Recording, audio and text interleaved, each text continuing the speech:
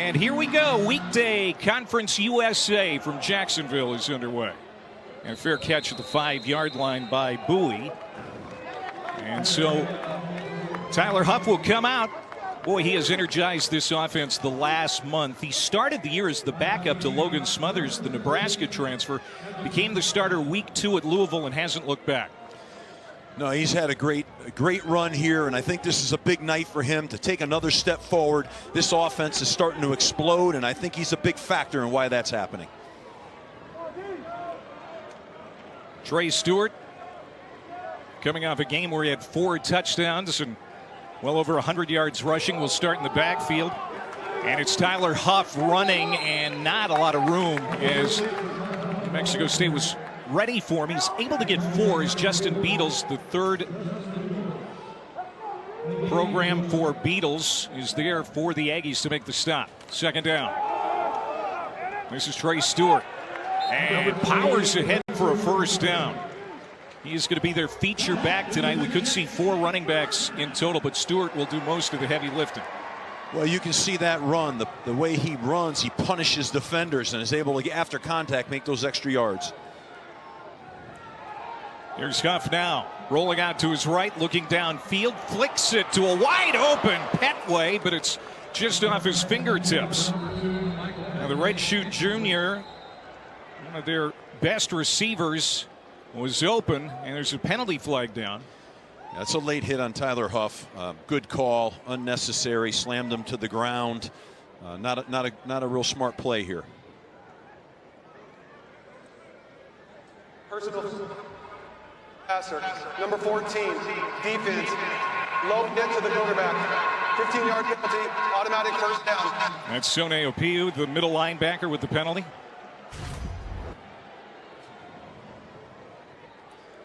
Sone Apio, one of their best players on defense, one of their leaders on defense, but you got to be smarter than that. You can't make those plays that hurt your team. So first down from the 49 of New Mexico State into plus territory for the first time. It's Stewart looking for room on the right side. Cale Edwards makes the tackle. That's a gain of about 8. This defense for the Aggies missing starting Jack linebacker Buda Paletti tonight. He's been in a boot all week. He's their leading tackler, so that's unfortunate news for the Aggies against this offense. Trey Stewart will plow ahead, and he'll get the first down. You see the tempo is incredible here by Jackson State, and it's just Jacksonville State, I'm sorry, unbelievable tempo. Fast as I've seen.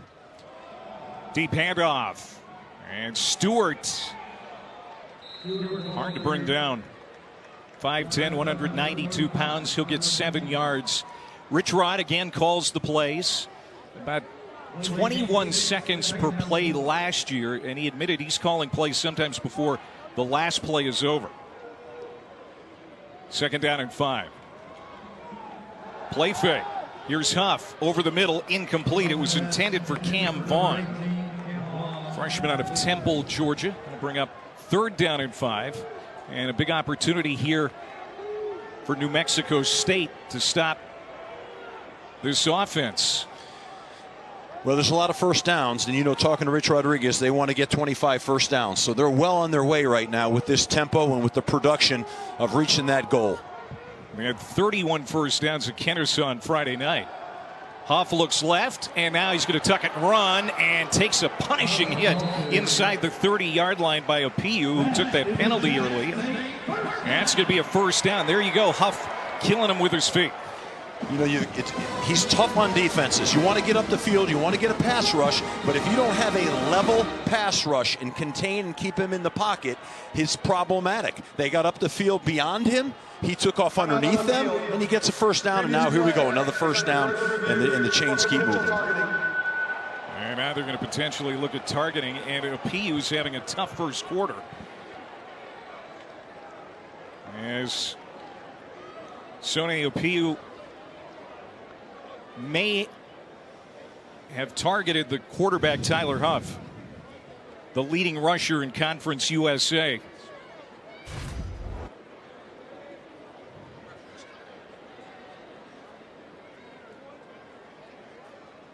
Oh boy. Oh boy. Oh, boy's right. That's going to be a targeting penalty right there. That's what they're trying to avoid. Shots like that to the head, leading with the crown. That's tough deal. So Piu, the starting middle linebacker for the Aggies, he's in jeopardy of being tossed from this football game. They are already without Buda Paletti, their leading tackler for loss, and his backup, Liko Johnson, is also out. So it's putting already a lot of pressure on this defense, missing two of their key guys, and now Piu could potentially be gone. That's hard when if you lose one of your best players. That's the green dot.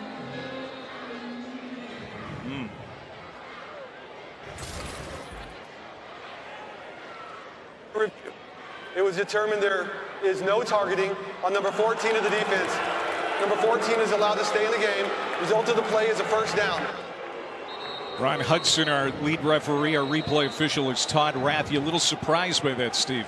I am. I hate to see anybody thrown out of a game for sure, but I am surprised at that one. I thought that kind of was the definition of the rule, but that's why you have replay, and that's why they have guys going over these things. Trey Stewart lines up in the backfield, and he'll get it. Cuts to the outside, gets out of a tackle, back through the middle, and he's finally going to be corralled just inside the 25-yard line. A 1-yard gain for Stewart as DeMarcus Crosby finally threw a net over him, the Sam Houston transfer. That's the power and the strength in Trey Stewart's legs you saw on that play. You know, just to be able to get a little something on a play that was dead. 2nd down and 9. Opening drive for the Gamecocks. Fake the handoff to Stewart. That ball is tipped and knocked down out of the hands of Tyler Huff. Quincy Davis got his fingertips on it. Davis, the product of Bishop Gorman High School in Vegas, where Tony Sanchez was a head coach 10 years ago. So it'll be 3rd down and 9. Sean Brown, the tight end, comes out. They're going to go with an empty backfield and a 5-receiver look. We talk about Huff's ability to run, but he can throw it too, and he'll go to the outside. Comebacker caught by Cam Vaughn, but he slips down on the new turf here in Jacksonville. That's a gain of just 2 as Keontae Clinton was there. So it's going to be 4th down, and New Mexico State bends but doesn't break. Yeah, on that play, they played a softer coverage. They gave him that free access throw, then rallied up and made the tackle. That was a nice job by New Mexico State and creating a field goal here. We'll bring on Garrison Ripa, left-footed freshman. This is a 41-yard attempt, 7 for 10 on the year. And he pushed him. There is a penalty marker down, though, so hold on.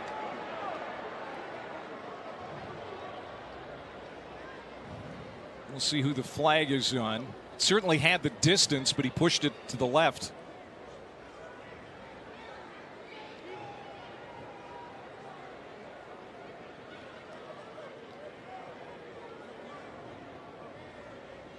Well, it has not been a clean start to this game here tonight.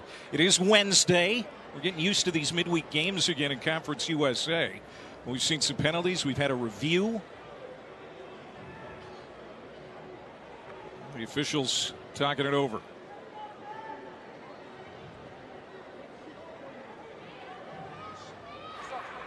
There is no foul for leaping by the defense. Result of the try is no good. It'll be 1st down, New Mexico State. Timeout on the field. That's a big win for defensive coordinator Joe Morris and his Aggies defensive unit. Rich Rod's team comes up empty. Now the Aggies have it next. Question. So after an 11-play drive for Jacksonville State, they come up empty, and now New Mexico State with the football for the first time. This is Seth McGowan, number 1 in Crimson. And he is somebody to keep an eye on tonight, a very talented junior running back. He picks up 8 on first down, a former 4-star recruit at Oklahoma. In the words of the coaches, he's a special guy. He's got NFL caliber talent. So you're talking about some good running backs on this field here tonight. We talked about Santino Marucci, the redshirt junior, Wake Forest transfer, making his third straight start at quarterback. He'll be out of the shotgun. Pistol formation for the Aggies. McGowan hops and takes the inside handoff, bounces to the outside. He's got a first down and then some. Out to the 37-yard line, Kaiwan McCray, the linebacker, and Zachariah Poyser, the safety, track him down. So here's Marucci's numbers. We said that the Aggies have been trying to get that quarterback spot figured out. He needs to have a big night if they're going to pull the upset. He's going to have to be excellent on third down. No question about it. The offense has struggled overall this year, averaging under 20 points per game. This is Mike Washington touching it for the first time, and he's slippery up the middle. Another very quick running back for the Aggies. He gets to the 40-yard line of Jacksonville State. Jabari Mack with perhaps a touchdown-saving tackle. It's a gain of 23. I think Jacksonville State, lost gap control there. Didn't have a linebacker coming down to fill that. And Mike Washington burst and made a great play on that. So you have to shore the gaps up on defense for Jacksonville State. Mike Washington, a transfer from Buffalo. Two backs. This is a play fake. Going deep is Marucci, and it's underthrown and defended well by Jabari Mack. Pass intended for Cordell David, but Mack was right there. He had the pick six against Kennesaw State on Friday night. He's one of their best corners. He did an outstanding job here. Just fantastic. Look how high. Watch how much vertical leap he gets here in defending this. It's just that the play was not timed well. It took too long by the time they were able to get the throw down the field. There was a lot of time for the secondary to recover. Tony Sanchez said they don't have many trick plays. We do have a flea flicker we're sitting on, and we see it early here tonight. Second down and 10. Marucci to the outside, and that is caught at the 36-yard line. TJ Pride, the true freshman, their leading receiver through 5 games. And he'll bring up third down as Poyser was there on the stop. Well, we're heading into what we talked about, critical third downs. Here we are. What an opportunity here for Santino to step up and make a play with his arm here and get the chains moving, get a first down. See New Mexico State under 33% on the year. This has been an Achilles heel for the Aggies. And now Marucci is checking the play. Empty backfield as McGowan goes out as a receiver to the right. Third down and 6. Incomplete. Probably should have been caught by the freshman tight end, Adam Parks. And now it's a fourth down decision for Tony Sanchez. Looked like it was a little bit on his back hip, a little low, a little on the back hip. Certainly a ball you can catch. And the receivers have got to do a good job, tight ends, receivers, of helping the quarterback out and getting him started. Well, this is going to be a long field goal attempt for Montoyo. He's got a long of 51 this year. This will be a 53-yard try out of the hold of George Eberle. It's long enough, and it is good from 53, Abraham Montoyo. The transfer from Fresno State gets New Mexico State on the board first. It's funny, the coaches talked about how far can he kick it? 60, 65 yards. He lined up and banged it. Great job. Abraham Montoyo with a career-long 53-yarder, capping a 7-play, 41-yard drive. As New Mexico State out to a good start on their opening series, they get points on the board as they try to snap a 4-game losing streak. They open the season with a win over FCS Southeast Missouri State. But then losses to Liberty, even though they played well with the favorites in Conference USA. They lost that game in the fourth quarter. Then got blown out at Fresno State, lost at Sam Houston, and then lost at home to their rival New Mexico. So Montoya to kick it off here. And this is going to sail through the end zone, and Tyler Huff will bring the Jacksonville State offense back out on the field. What an SEC on ABC college football lineup we have for you on Saturday. Number 7 Alabama trying to rebound this week against South Carolina at noon Eastern. Then it's the 120th Red River rivalry game at the Cotton Bowl in Dallas. Number 1 Texas, number 18 Oklahoma, and we cap the night with Ole Miss and LSU in Death Valley. What a trifecta of games on ABC. With Steve Adazio, I'm Clay Matvick. A beautiful night here in Jacksonville. 11 plays and no points on the first series for the Gamecocks. Huff trying to find running room on the near sideline and nothing there. It's going to be a loss of 1 on the play. Tried to run a speed sweep to the field with a read for the quarterback and pull it and run cute counter to the boundary, and got bounced. Good defensive play by Josiah Cox, and just lost the yards. 2nd and 11.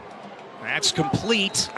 Out to that far hash. P.J. Wells is there, the 3-year starter. One of the vocal leaders in this offense. And quickly it's 3rd down. You know, when you go at this tempo, 1st down is so critical, and negative plays on 1st down not helping out right now for Jacksonville State, but it looks like they're able to convert here with Sean Brown, the tight end. That's a gain of 7, and they'll move the sticks. Nice throw. Tyler Huff did a great job of just, delivering a nice deep curl route and converting here. Sean Brown, 6'5", 250 pounds. He'll line up as a receiver to the left. Started his career at Tennessee. On 1st down, Huff to the receiver, Michael Petway. He gets loose into the secondary. Down the sideline, 1 man to beat. He's driven down and out of bounds at the 10-yard line. Gotta love the end of that play by Michael Petway. He goes down the side. A lot of guys, they run out of bounds, not him. He lowered his shoulders and went back at the defense and delivered a blow. Watch the end of this play right here. Well, I guess maybe we'll get it later. And Josiah Cox on the receiving end of that as Stewart cuts it to the outside and runs it up into the end zone for a touchdown. That's the type of quick strike offense Jacksonville State is known for. 54 yards on the Petway play, and then Stewart mops it up with the touchdown run, his 9th of the season.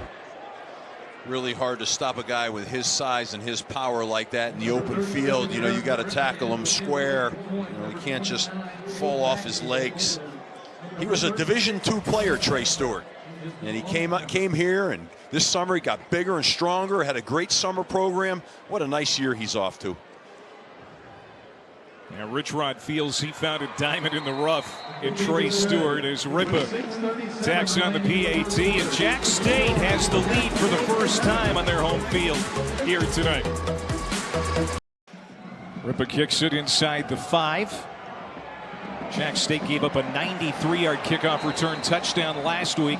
You can see they've been honing their special teams coverage skills as they don't get it to the 20-yard line.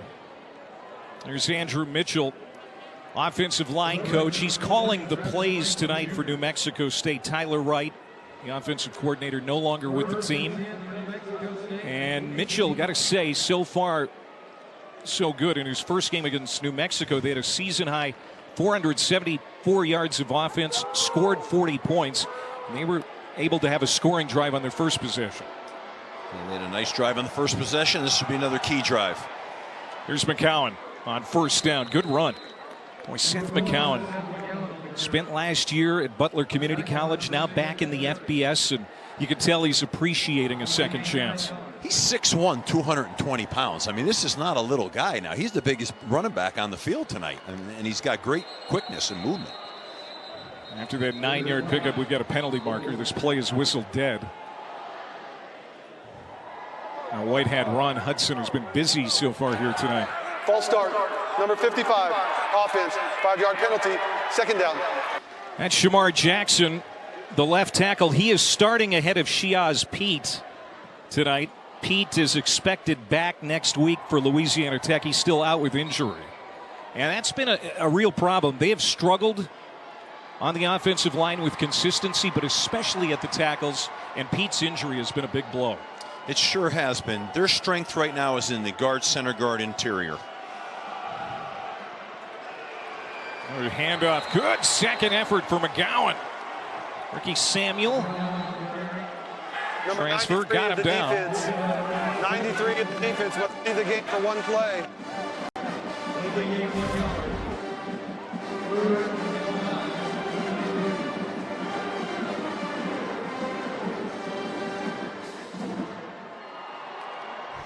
Ricky Samuel, the transfer from Troy, just clogging things up in the middle. 3rd down and 5.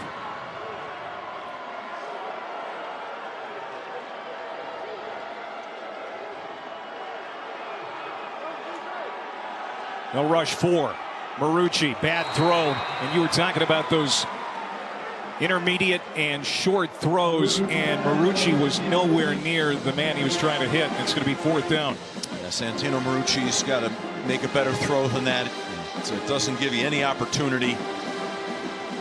Also think that that's a tough call in that down and distance right there. You're throwing the ball sideways, trying to get a 6-yard gain. This is George Eberle with the deep punt. Flip Rudolph is going to bring it back. And he's going to be hammered short of the 35-yard line at the 34. And that's where Jacksonville State will get it back. Slow-moving first quarter. We knew that we would see a lot of pace, a lot of tempo for Jacksonville State. On the opposite side, it's more methodical for New Mexico State. Real contrast in styles here tonight. They're trying to slow the game down. They don't want to get into a track meet here right now. Here's Tyler Huff after the play fake, taking a shot down the middle. Some contact in the secondary. Yep, penalty flag comes out. Leonard Kelly interfering with Cam Vaughn, it would appear.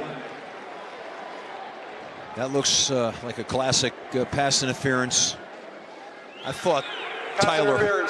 Number 22, defense. 15-yard penalty, automatic first down. I thought Tyler Huff did an unbelievable job of avoiding that rush, stepping up inside the pocket and getting this ball and delivering a decent football, but he's getting mauled. He has no chance to go catch that ball. Cam Vaughn, the big play guy in that receiving core for Jacksonville State. Rich Rod feels that he has some pro potential. They're going to try and target him more tonight, you can bet. This is Flip Rudolph. The receiver changing field, going to the other sideline. Cuts it up and gets into plus territory down at the 48 of the Aggies. Cale Edwards finally got him down.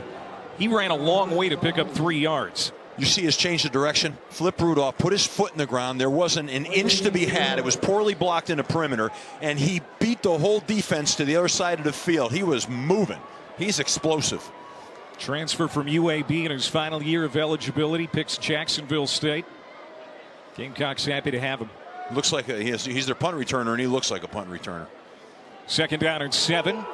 And here's Tyler Huff taking off. The quarterback will launch himself inside the 45-yard line. DeMarcus Crosby, the free safety, steps up to make the stop. That run makes it 3rd down and manageable, and we'll see what the Gamecocks decide to do here. They want to run that quarterback draw. He has a throw relief off of it, and that's a big part of their offense. This would have been a great down for that call. They're going to have to go. They'll probably give it to the back here.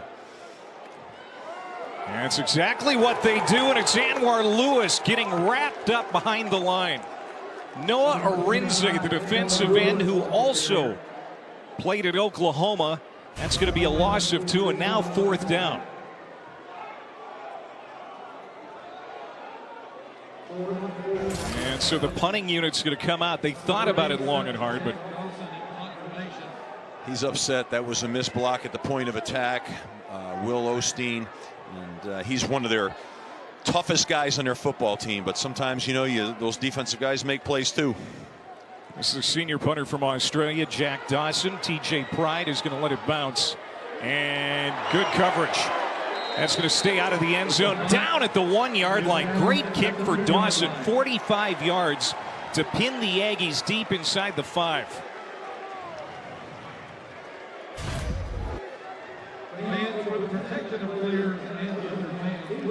What we call that right there is cupping the football. They went down and cupped the ball. They formed a cup against it, wouldn't let it go into the end zone. What a weapon. Now they got to go 98 yards to score a touchdown here. This is a... The ruling on the field is that the kicking team player possessed the ball at the 2-yard line.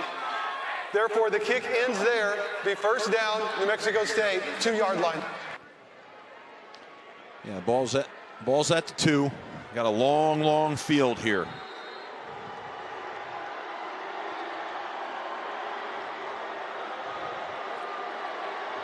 Santino Marucci out of the gun from his own end zone. Hands it off. McGowan hit in the backfield but escapes. 2 Gamecocks had their hands on him, but the speed of McGowan is able to avoid the safety. This is dangerous, dangerous right here.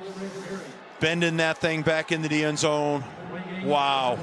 Get that vertical, get positive yards down here. You can't get sideways. I know there was penetration, but go get positive yards. Play the next down. 2nd down and 8. Mike Washington, he's the running back. Washington up the middle.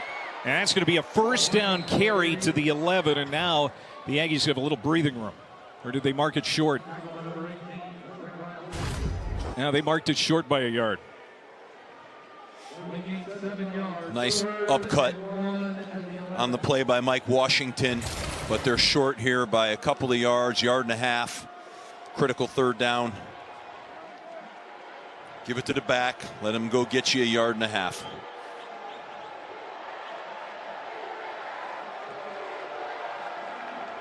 Aggies looking for their first 3rd down conversion of the night, and they're not going to get it. Great pressure by that Jax State defensive front, led by number 93, Jawan Campbell, the defensive end. And so New Mexico State, a quick 3 and out.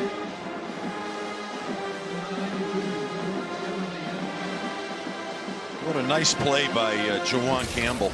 Great penetration and made the tackle for a loss. And before the punt, a penalty flag. The ball was snapped prior to all officials being in position. We will put the ball back to the spot. It'll be 4th down. That's a warning for New Mexico State. I don't understand that call. I don't understand that. Once they clear the ball ready to play, you can snap the ball. If the whistle...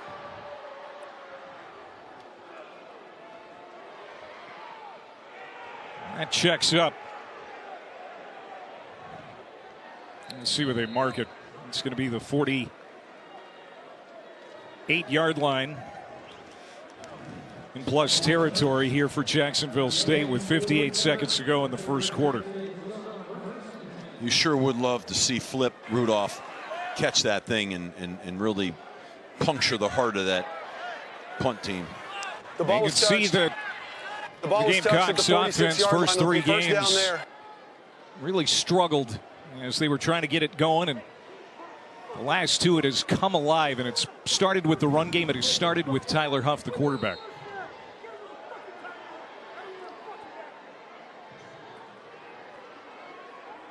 Trey Stewart goes in motion. He fumbles, and he's able to recover. He's going to be hit in the backfield by Taden Barnes. The right-shirt freshman nickelback playing at a high level. That's going to be a loss of 7 on first down. Looked like they were trying to run a reverse there, and he's trying to get the handle to flip it to the receiver, and he lost the handle on the ball. Said the key to this offense, running at the tempo they wanted to, is first down success. Another negative play on first down. This time it's McCants with the catch. He gets it back to the 45-yard line.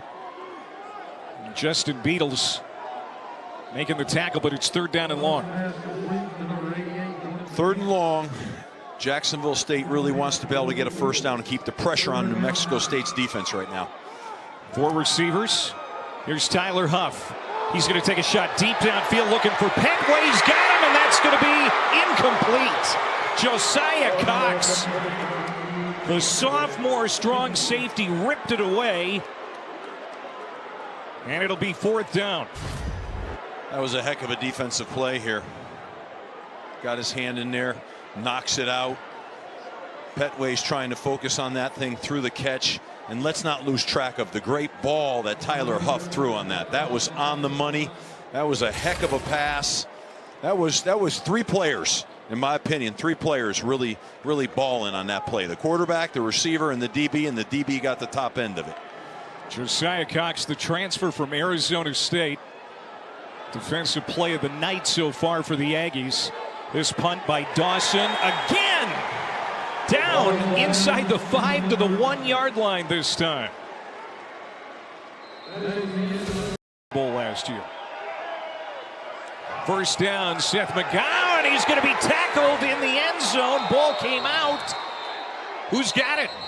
Juwan Campbell made the tackle, and the ball came into the hands of Zechariah Poyser, but they're going to call a safety. You say he was down. That's going to be a safety, 2 points for Jacksonville State. The ruling on the field is that the ball carrier was down in the end zone, resulting in a safety. Said it before, Jack Dawson with those punts inside the 5 yard line have made it difficult on New Mexico State's offense here tonight. And there's McGowan not able to escape the grasp of Campbell.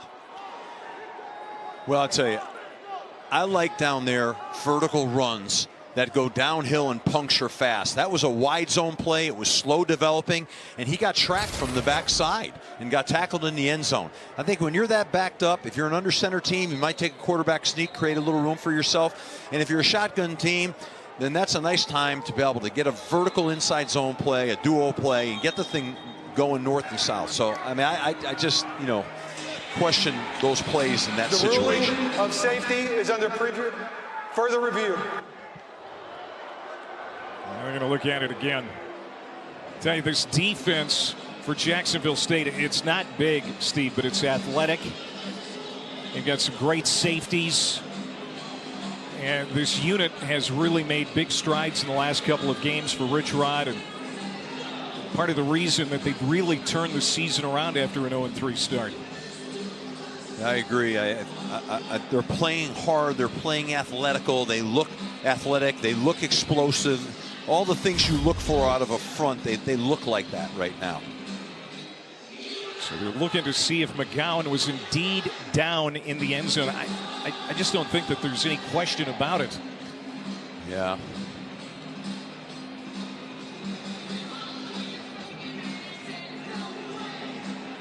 His elbow looks like it hit in the end zone. What a play by Juwan Campbell. But yeah, this looks like a safety. He's trying to reach the ball over. It's close. Now the call on the field was safety. It's going to be hard to overturn. It's got to be indisputable video evidence. A replay official is Todd Rath from Conference USA tonight. There's Tony Sanchez. Easy. It's a tough deal. Just one more look. Again, it was called on the field as safety. Now, did the football completely get out of the end zone? It has to get out of the end zone. After review, the ruling on the field of the runner being down in the end zone. Safety. And so it is 9-3. I still go back to watching those replays. I was watching Juwan Campbell track the play down from, that's the backside defensive end that tracked it all the way down and created that safety. That's when you know it's too slow developing for that kind of situation. That's a really tough deal for New Mexico State. I need a better play selection down there. It's got to be better than that. I saw Tony Sanchez mouthing from here, you know, that's embarrassing.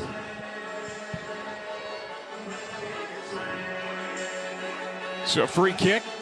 Gamecocks will get it back right away. And this is Michael Petway, the speedster. Gets to the outside, turns it up. Good return to the 45-yard line. It's hammered out of bounds. So the Gamecocks will have great field position after that 35-yard return for Michael Petway, who's already been a big play star here in the first half. And that 54-yard reception in the first quarter that set up the first touchdown for the Gamecocks. And now Tyler Huff will come back out. You know, we talk about his running game, but, you know, you look at his passing, 6 for 9, 80 yards. He's been accurate. Very accurate. Great. Really does a nice job throwing the ball. I'm impressed with him. Trey Stewart in the backfield. He's got 29 yards and a touchdown. This will be Huff on the keeper. Steps out of a tackle, makes another man miss, and dives ahead for a first down inside the 45-yard line. That's a gain of 11 for Huff. This is a simple read zone play. They crash on the back. He pulls the ball. Not great blocking in the perimeter. Breaks 2 tackles. Gets vertical. Wonderful run. It's rare to see the quarterback be a conference leader in rushing, but after watching him run here tonight, you can see why he is. As Trey Stewart gets ahead for 3. Huff is averaging over 7 yards per carry. That's tremendous. But you know what's even more tremendous? So how about this guy's a second lieutenant in the ROTC? Huh? Is that we got to talk about that story. That's an incredible deal. He's quite a guy. He's got a great history. As Gerard Bowie pick up about 5 yards more. It'll be 3rd down and 2. Tyler Huff was at Fort Huachuca in Arizona, and that's where Rich Rod actually signed him. He went there to recruit him because he's a lieutenant in the Army Reserves. Didn't have a scholarship a few years ago, joined the reserves to pay for school, and he was doing his annual training in Arizona where Rich Rod had to go hunt him down. What a great story in college football. Good run by Stewart to pick up the first down. I tell you, it's hard. You know, we're up here right now. We like to tell some of those stories, but they go so fast on offense. Yeah, you don't have much of an opportunity here. Got to stay on your toes. Yeah. You said the goal was 25 first downs. That was their 9th. Huff is going to keep it. Man, he is just a master on that deceiving mesh. Keeps it that time. Session will make the tackle. It's a gain of 2. He's coming back to that same play where they run this. He reads the speed sweep to the field. If it's not there, he pulls it, and they're running counter to the boundary, and he tried to fit off the kick out and the ream blocker there, and it's one of their staples. They haven't hit it yet tonight, but it'll show. It'll come. 2nd down and 8. Play fake to Stewart. Huff loading up. Ball is tipped and nearly intercepted. Quincy Davis, the middle linebacker, was close to picking that one off. Malaki Taase, the defensive tackle, number 98, got a hand on it. That's a dangerous hit on your quarterback. He did not see that. Pass. 3rd down. He did not see that coming. He took a hard shot here while he's throwing the ball right in that motion. That's where sometimes you get those shoulder injuries. You know, this defense for New Mexico State, they had 11 days to prep for Tyler Huff. For the most part, they've done a pretty good job against him. And now Huff to the outside man, wide open. There is Stewart all alone, and he'll waltz in for the touchdown. Trey Stewart, a man on an island. 32 yards and another Jack State touchdown.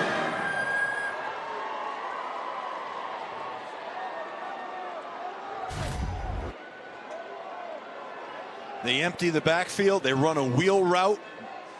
Trey Stewart runs a wheel route, and they hit him down the boundary. They lost him in the coverage. He's doing it all tonight. He's running it. He's catching it. He's a fine-looking player now. He played a lot of places, Trey Stewart. Garrison Ripa with the extra point. The kick is good.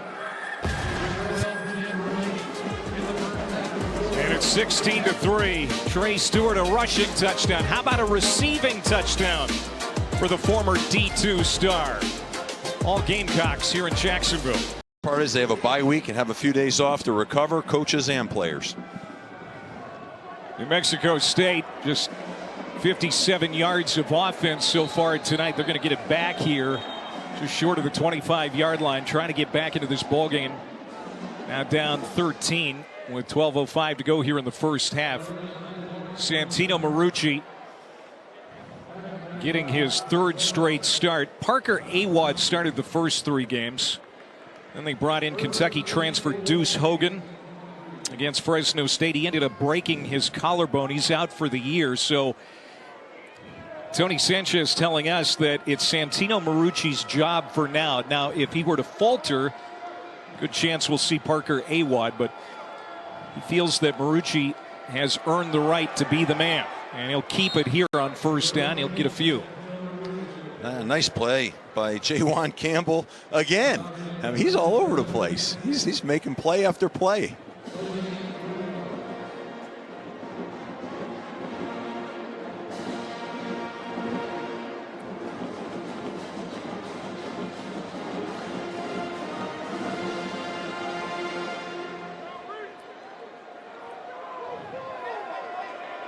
Second down and 7. Watkins will shift over to the left of Marucci. He'll toss it to him. Watkins, look at the speed to the outside. That's a good burst for Monte Watkins. He was a Louisiana State champ at the 100 and 200 meters. You can see he's just fleet of foot. Just a yard short of the first down. So 3rd and 1 after that 6-yard pickup for Watkins.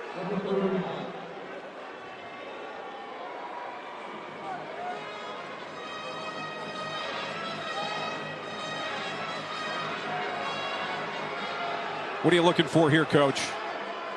Hand it off to the back here. Establish the run game. They have struggled doing it. Great fake. Marucci keeps it and rumbles all the way to the 30-yard line. What a great fake. Santino Marucci ripping off a 38-yard run into Jacksonville State territory. First and 10 for the Aggies at the 30. Boy, this is what we've been seeing from Tyler Huff all year. And now Marucci doing it. He did a nice job on that play, reading that, getting the ball pulled, getting down the boundary. It's what they needed, an explosive play.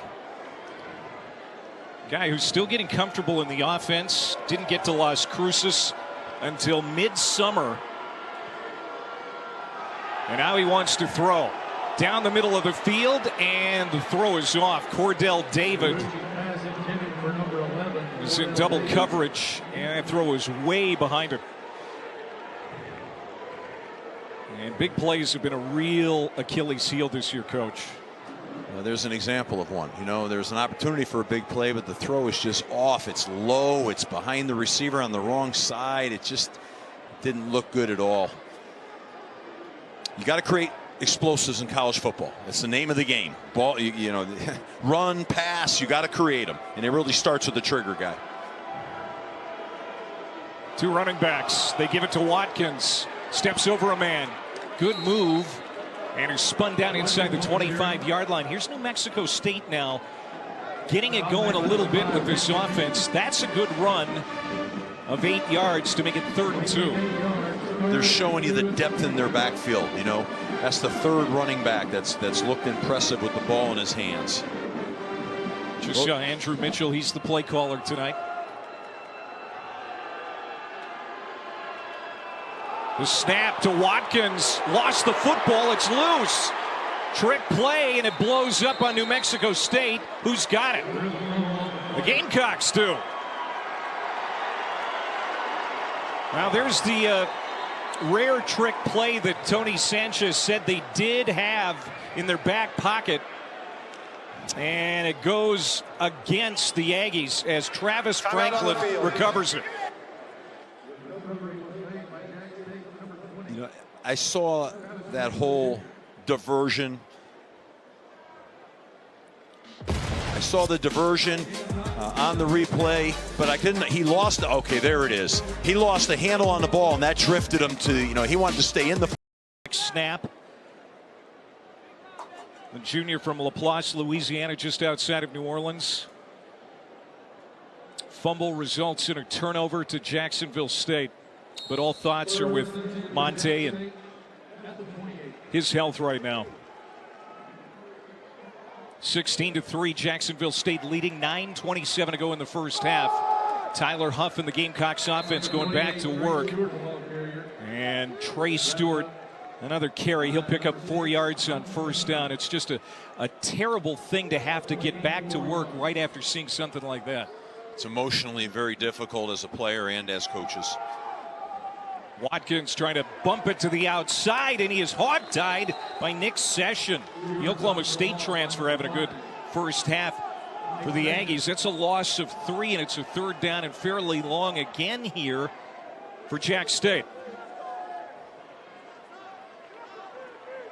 You have Stewart in the backfield. 4 wide receivers. Huff, plenty of time. Surveys the field, slides to his left, and he'll just flip it out of bounds. Good coverage in the secondary, but now there is a penalty flag in the backfield. And that's going to be a holding call against Jacksonville State. Holding, number 74, offense. Penalty is declined. Result of the play, 4th down. That's the left guard, Clay Webb.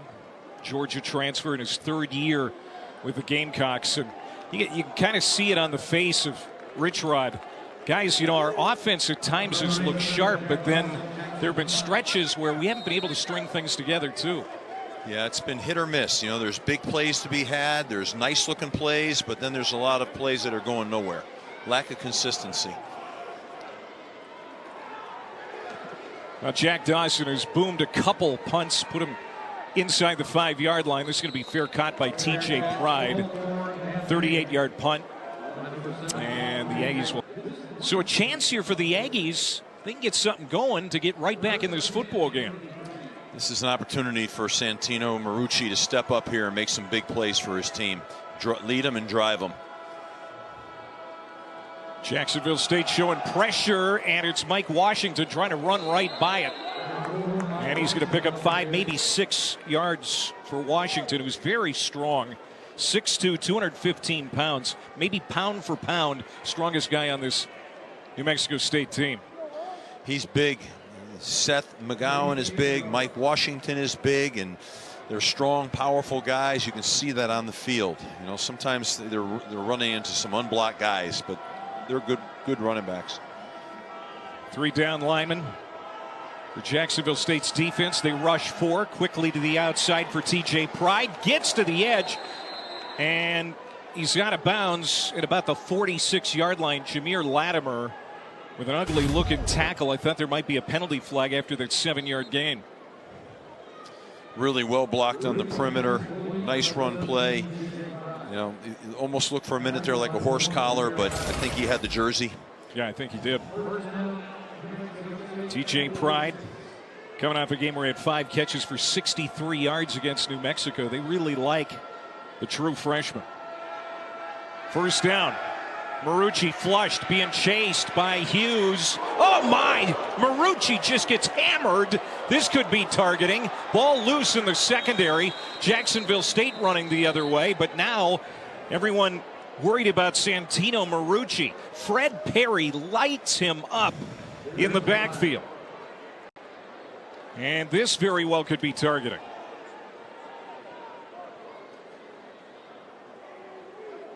Man, coming into the game, neither of these teams with a lot of penalties this year, but it's been a penalty-filled game here so far tonight. And we're not even through the first half. Personal foul, roughing the passer with targeting. Defense, 15-yard penalty from the previous spot. Automatic 1st down. The play is under further review. Now they're looking at Reginald Hughes, one of the top pass rushers in Conference USA, transfer from Ole Miss. Actually, that's Fred Perry. It was Hughes who was tracking him down. Perry lit him up. The star backer, and boy, again, you know, by the definition of the rule, Coach, that is targeting. But we saw one that we thought was targeting earlier, and it wasn't. Yeah, I'm not sure if that's targeting there or not. He launched, but I didn't see him hit with the crown. I hope Santino's okay here. And whatever it was a hard shot that he took.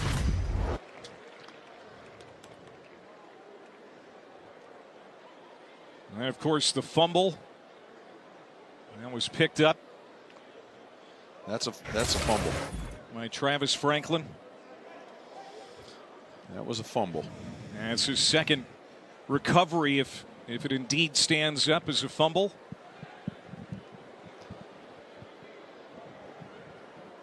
Santino Marucci, he's hoping to continue in this football game. And again, you know, quarterback has been a kind of a rotating position. After review, the ruling on the field of targeting has been confirmed. Number 6, New Mexico State, has been disqualified. 15-yard penalty from the previous spot, automatic first down. So Fred Perry is out of this game. Supposedly owned and operated for over 37 years. They have 5 convenient locations. Yeah, that launch, that was the clincher. Yep. And now New Mexico State is going to have to make a quarterback change. Parker Awad. Correction. Number 6, Jacksonville State, is disqualified. We knew what you meant. We knew what you meant, Ron. So New Mexico State will retain the football. And Parker Awad, who was the starter the first 3 games of the season, he won the job out of camp. He comes in for Marucci. He tries to gather himself on the sideline. And now we got another whistle.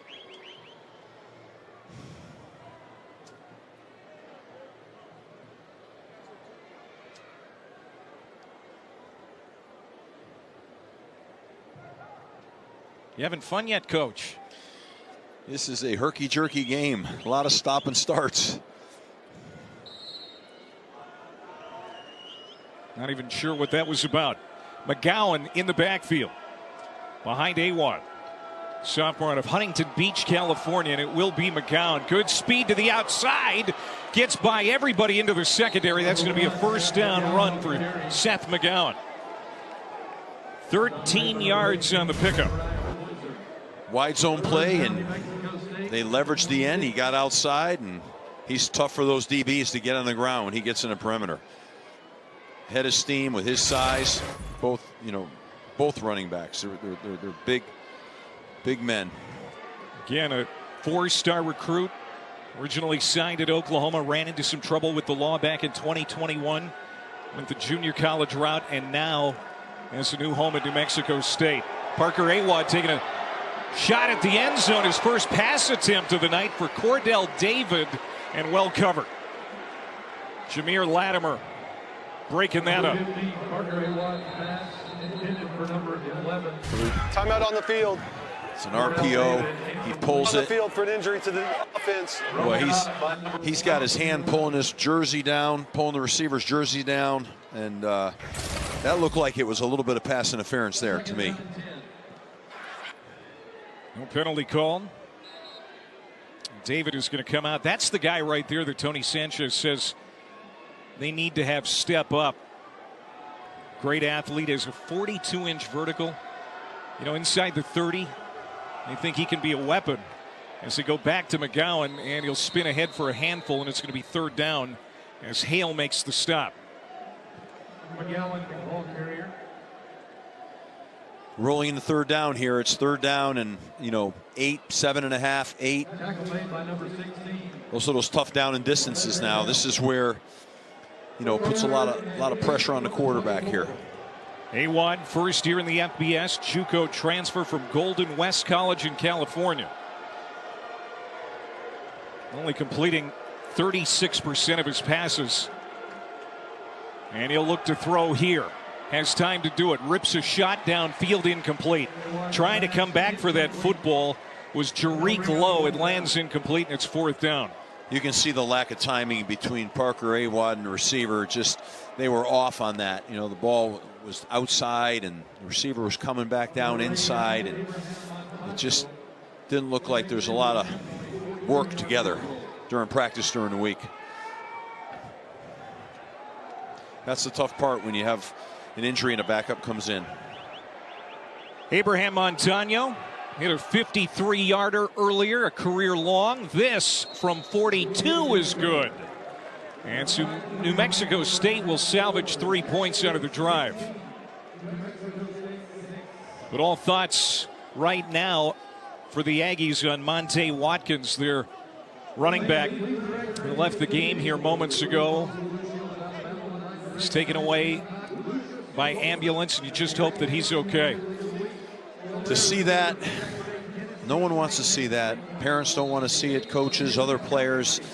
It's a brotherhood. You see your guy take a tough shot like that and is down, and all you can think about is his safety and his well-being, and that's the very, very tough, difficult part of this game. 7 plays, 43 yards. They're going to have to settle for 3. Tony Sanchez, first year as the head coach. They won week 1 against Southeast Missouri State. Had a fourth quarter lead week 2 over conference favorite Liberty, but it slipped away, and they really haven't recovered. They were hoping for kind of a reset here tonight, but they're playing from behind here in the first half. Back within 10. Montano will put it through the end zone. It's a touch.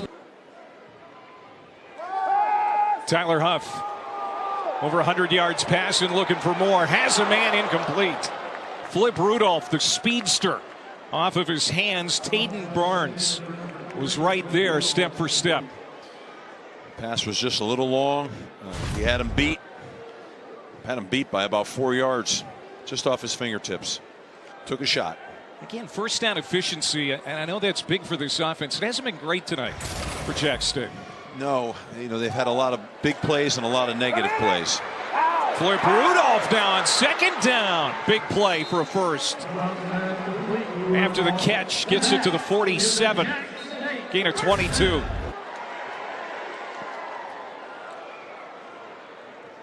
Little RPO action. He flips it. He flips it out the flip, and makes a heck of a play and gets the chains. Well, not yet. Here we go.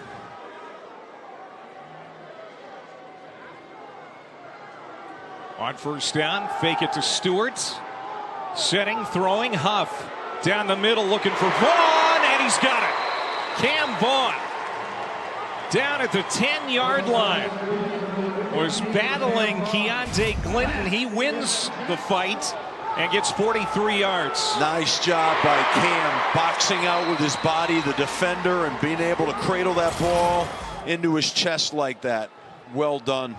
When we talked to Rich Rodriguez, he said that man right there, he's got pro potential written all over him. They love him.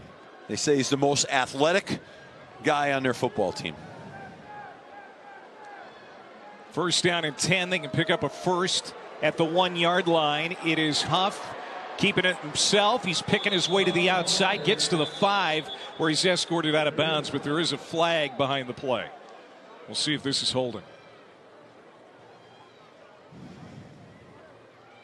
And Tyler Huff, such a weapon, especially down here in the red zone. You got to account for him. And now Jack State has a man limping off the field. That's Clay Webb, the left guard. He's their best player on up front. He's the strongest guy in the program, and they felt the guy with NFL potential. That's a loss for them. Number 17, offense, 10-yard penalty, remains first down. Well, what happened on that last play, you know, you get holdings on that last call because it's a read zone by the quarterback, and they had 2 perimeter blocks they had to hold a long time, and Sean Brown got caught out there trying to keep square on the block, and he lost it and got a penalty on it. Those are tough. Those are tough plays.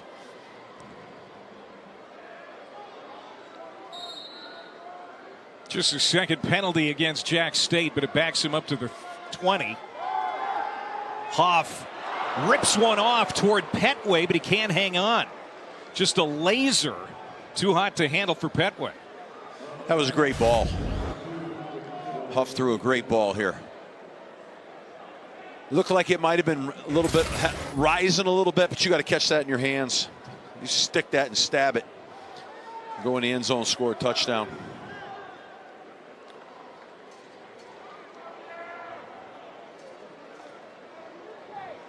Huff 176 passing and a touchdown. On the draw, he's going to run it here right up the middle, and he's leveled at the 15-yard line. And it'll be third down and long. Quincy Davis steps up, makes the tackle after that 6-yard gain. You know, the penalties, there's so many penalties in this game. The penalties get you off schedule. Now it's, you know, 3rd and 14, whatever it is. It shouldn't have been that. And it's causing this game to not have great flow to it.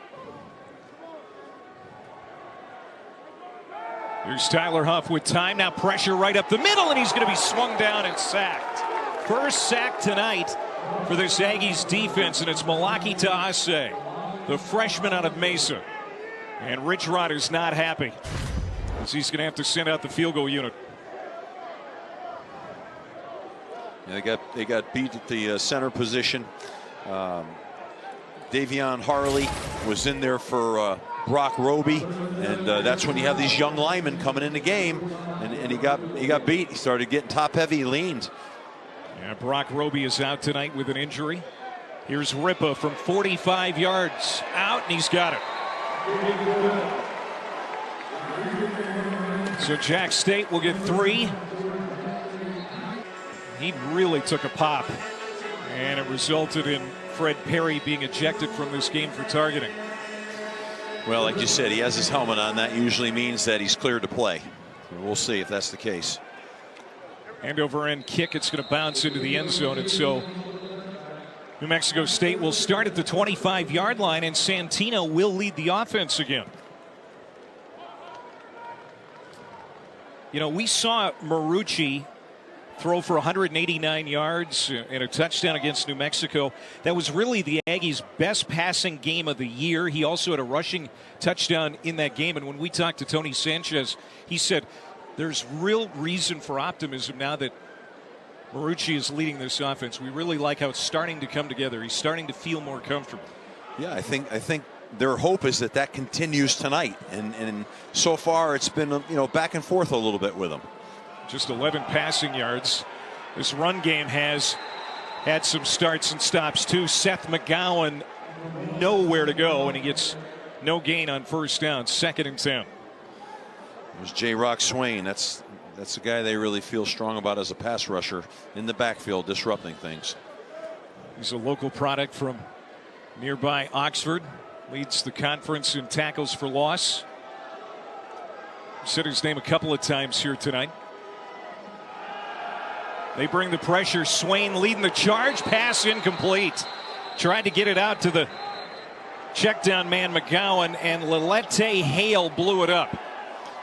They brought a field pressure that time, and there was way too many than New Mexico State had prepared to block for. So good job of getting that out of his hands. There's Andrew Mitchell, the O-line coach, who's now the play caller for this offense. We'll see what he dials up here on 3rd down and 10. 4 receivers set. Not a lot of great calls on 3rd and 10, trust me.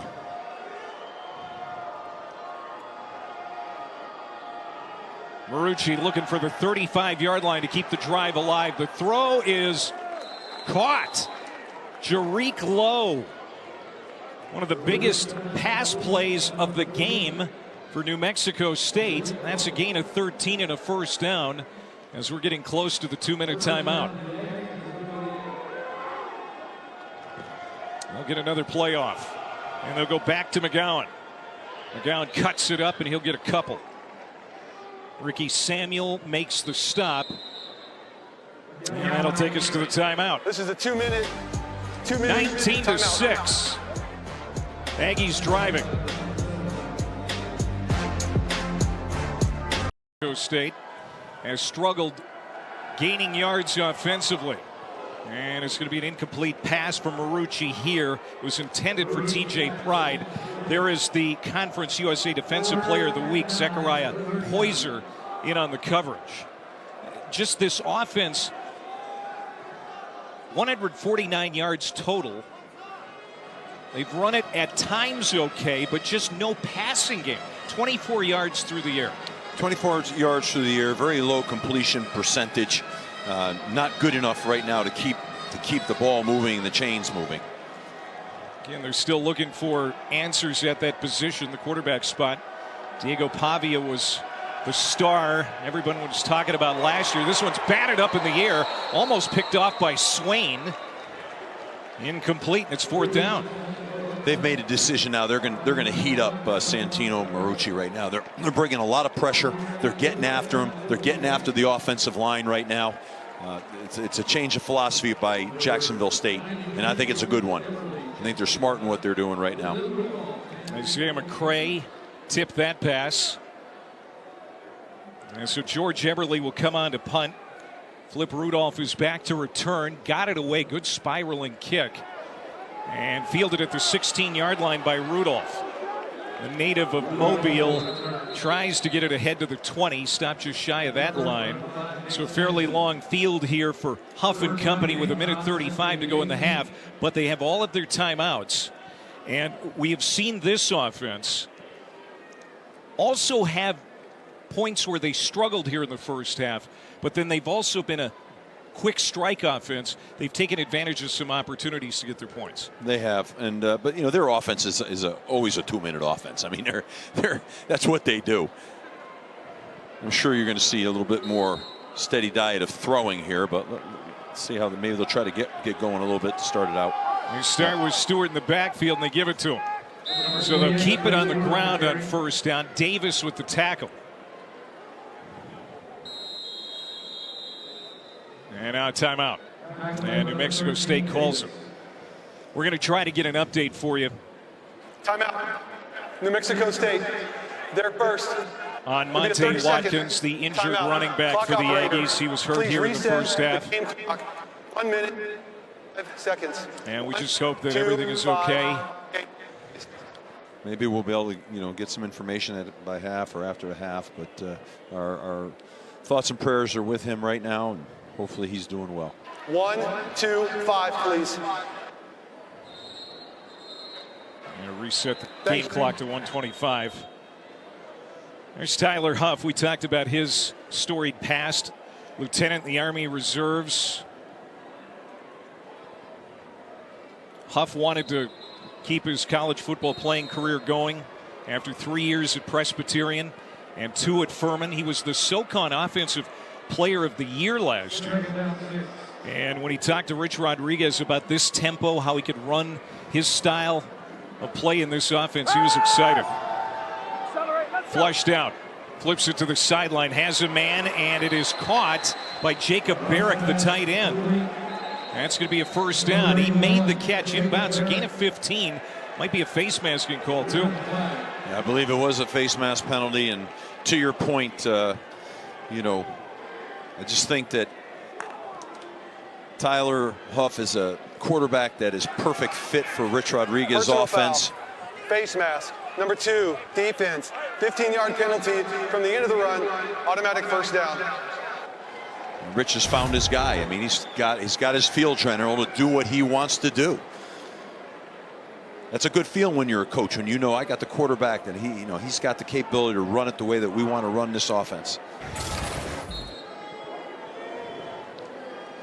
Rich Rod said that part of his game kind of reminds him of Diego Pavia, who was New Mexico State's quarterback a year ago. The ability to run and pass, the dual threat that he is. And now a gash right up the middle. Trey Stewart, nobody's going to catch him. Touchdown. His 3rd touchdown tonight. 2nd rushing touchdown as he blasts off from 48 yards away. I really like this Trey Stewart, Clay. They got a find in this guy from the Division II ranks. This guy is a player. He hit that thing and he turns on the jets. They're going to pick his knees up, high stepping all the way to the end zone. Fantastic run. 10th rushing touchdown of the year for Trey Stewart, senior out of Winston-Salem, North Carolina. He is becoming a fan favorite here in Jacksonville. Tony Sanchez has got a decision to make here now. This thing's getting away from him a little bit now. Does he want to try to get the ball and see if he can get something in before the half to create some momentum? Minute 9 left on the clock. Does he trust his quarterback enough to do that? What you don't want to do, you'd love to get points here, but what you don't want to do is get a turnover and give a chance for another score to happen here. So those are tough decisions. And how does he feel about his quarterback right now throwing the football? I think we'll get a picture of that pretty quickly out here.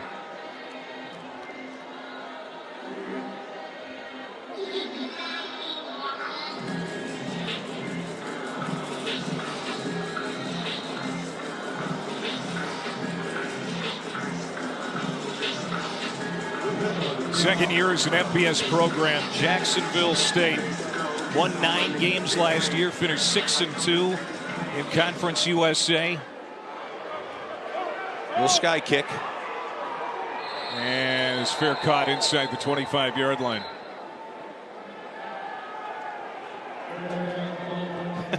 Look at Henry Davis is like, hey man, I'm not used to getting hit on.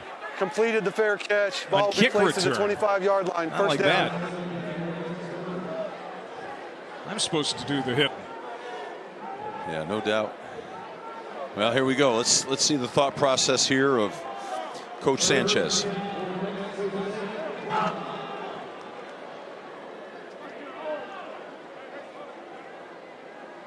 Santino Marucci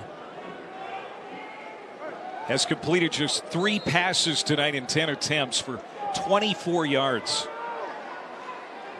Well, looks like they're playing one high on defense, so they're going to bring the pat. They're going after him again. They rush 5. Marucci got rid of it. Low throw, incomplete again. And another penalty flag. Jabari Mack. He's going to be called for pass interference. Pass interference. Number 4, defense. 15-yard penalty from the previous spot. Automatic first down. We've seen a lot of penalties in the secondary tonight. I think we're setting a record here. Oh, I mean, let him play. That ball was, first of all, it was short. It Nowhere wasn't near him. catchable. I mean, think. It distorted the whole field. I don't know about that. So they spotted at the 40-yard line after the penalty. Marucci being chased, and ball comes out. Is that a fumble? Yes, it is. Recovered at the 20-yard line. Jawan Campbell again stripped it, and J-Rock Swain was able to recover. The ruling on the field is a fumble recovered by the defense. Down, Jacksonville State. I thought he might have been in the motion of throwing. Let's see it again on replay here. That's certainly what Tony Sanchez is arguing. I don't know. They're going to look at it again for sure.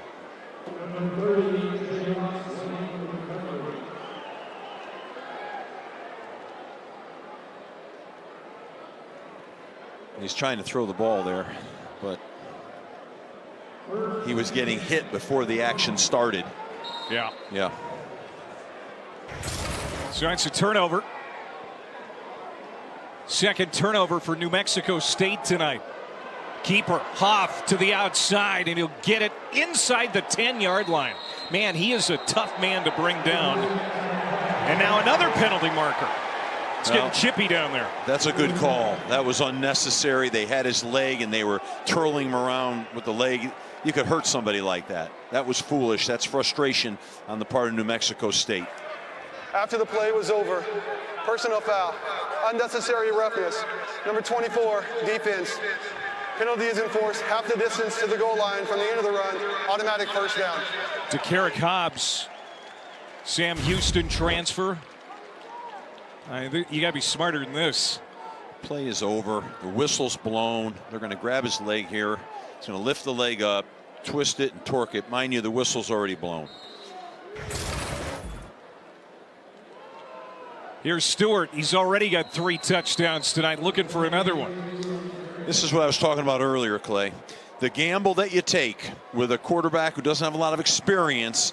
He comes out, we get a turnover, they got the ball. Now they score here again. That can put this game away. Capped. Hoff backs his way into the end zone. Touchdown. Oh boy, what a turn of events. What a play by Tyler Huff. That's the physicality of Tyler Huff. A rising star in Conference USA, Tyler Huff, with his 6th rushing touchdown of the year. Man, he fakes that handoff better than anybody. He has a lot of confidence on the ride. They call that the ride, where you ride the back with the ball, but make a decision whether to pull it. And Ripa gets the extra point. So it's a quick 3-play, 20-yard scoring drive in 34 seconds, helped out by the penalty. And New Mexico State, with some errors here late in the first half, have buried them here. It's now 33-6. That's a bit of a dagger. They have all the momentum, Jacksonville State, going into halftime right now. New Mexico State's got to have to get back in and regroup themselves. Here's that turnover.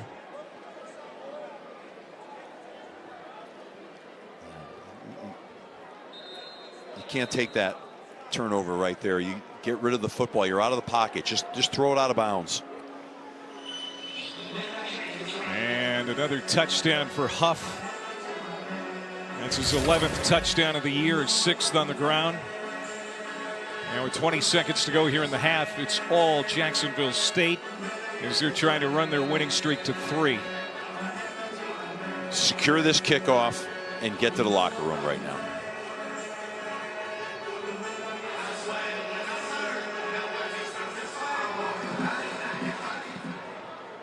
Low line drive kick by Ripa. And McMillan upended as he crosses the 20-yard line.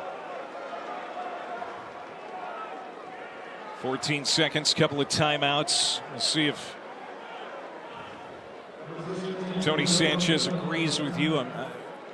It's a no-brainer now. I think you're right. He might have had a decision on the last series, but right now, this party's over. Get to the half, regroup, come out, try to get something going. Well, he sends Parker Awad out there to take this snap. The backup quarterback. And they'll run it with Washington. And that's likely going to be the last play of the first half. Another timeout call. Timeout. New Mexico State. So the Aggies are going to take a timeout, and you can see Tony Sanchez reset the game clock. read his 7 lips. seconds. He asked Andrew Mitchell, what do you got? What do you got? Take a knee and go in at halftime and regroup. That's what you got, Coach. That's what he needs to say to him. Coach, what are we doing? Well, so many things have gone wrong here for New Mexico State in the first half. The 2 turnovers, certainly, and then the thing that is probably most devastating, the loss of Monte Watkins. And we're going to have a report at halftime on his health. He was taken by ambulance to the hospital after taking a hard hit.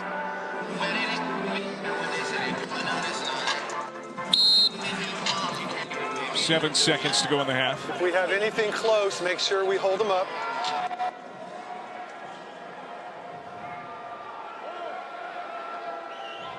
Parker Awad looking for some magic here on the final play of the first, and it's underthrown and picked off. Intercepted, and that just adds to the feel of the first half. Intercepted by Zachariah Poyser, who had 2 interceptions on Friday at Kennesaw. That's his 4th of the year. Another flag down. Personal foul. Illegal hands to the face. Number 34, defense. 15-yard penalty from the previous spot. Automatic first down. We'll have 1 untimed down. And the half can't end on a defensive penalty. It's Dejuan Deloach with the hands to the face. Number 34 in white coming right down the middle. Please reset the game clock to 2 seconds. It'll be first down. Boy, this first half just has not had a lot of flow. No, it has not, Clay. And Rich Rodriguez down on the sideline is hot right now. He's hot. He's saying, come on, we know, what are we doing right now? These stupid penalties. It's frustrating. I don't know what the tally is on the penalties right now, but they got to be up there. That's 8 combined here in the half. Wow.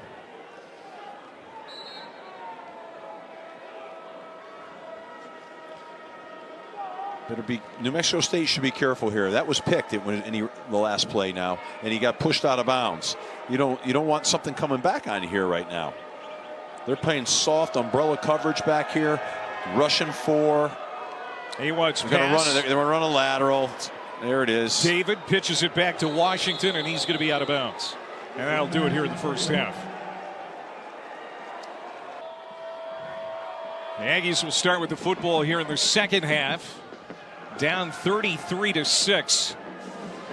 And they're not going to get it back to the 25-yard line as Mike Washington is cut down by Franklin. Boy, Franklin has been busy in this ball game tonight.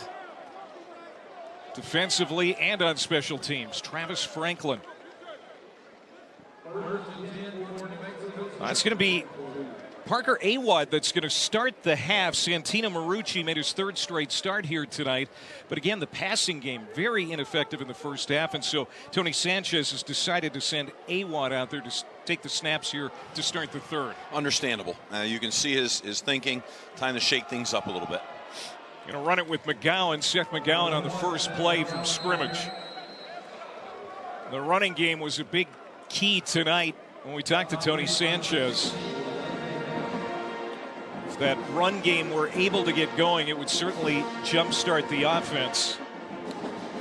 These two backs, Seth McGowan and Mike Washington, are two very fine players. They're talented running backs. They're the strength of this offense without question.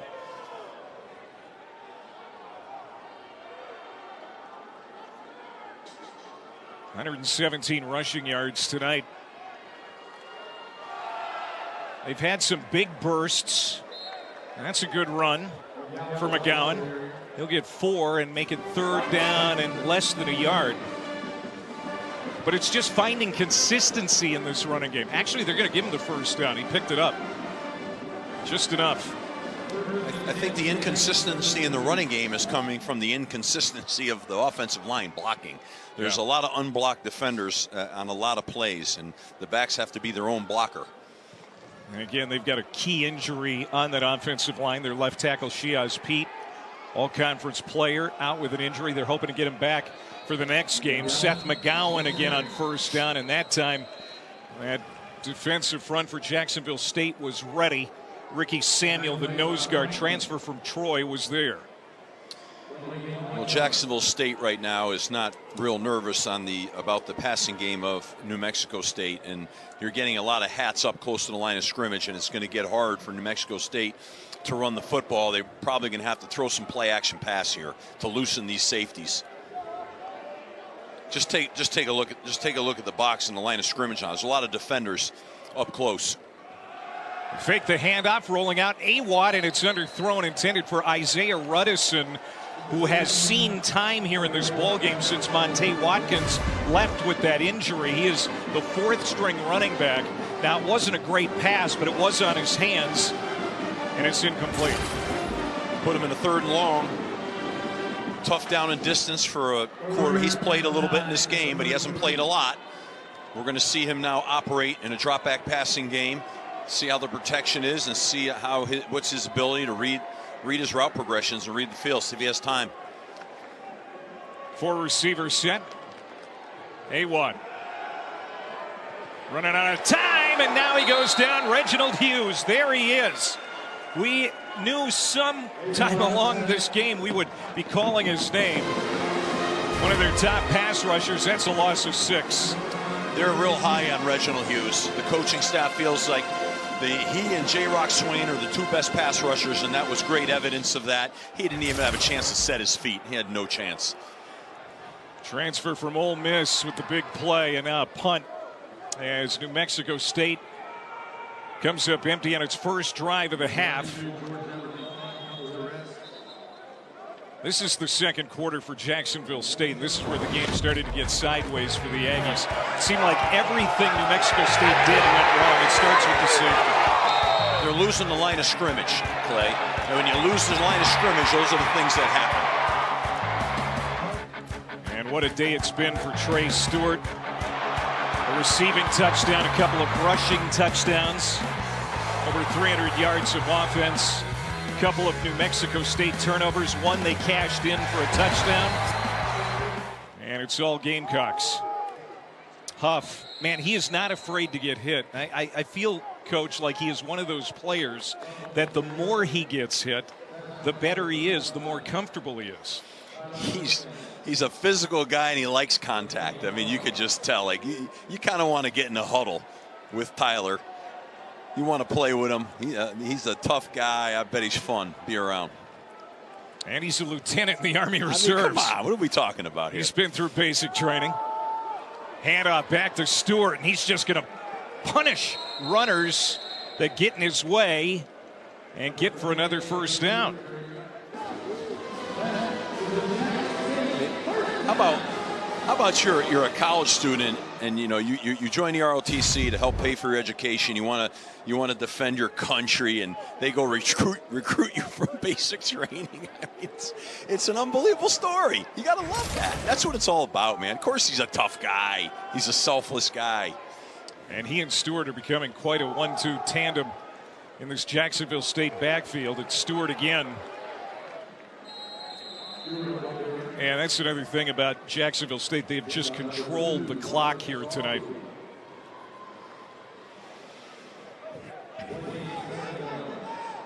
Second down and 3. They're winning up front right now. They're winning at the line of scrimmage. New Mexico State is tired. You can see that. They don't have a lot of depth, and it's been a long game for them on defense. Stewart now over 100 yards rushing. He's in the backfield again. 2 tight ends to the left side. Play fake. Throw deep. And underthrown. That's going to be pass interference. You bet.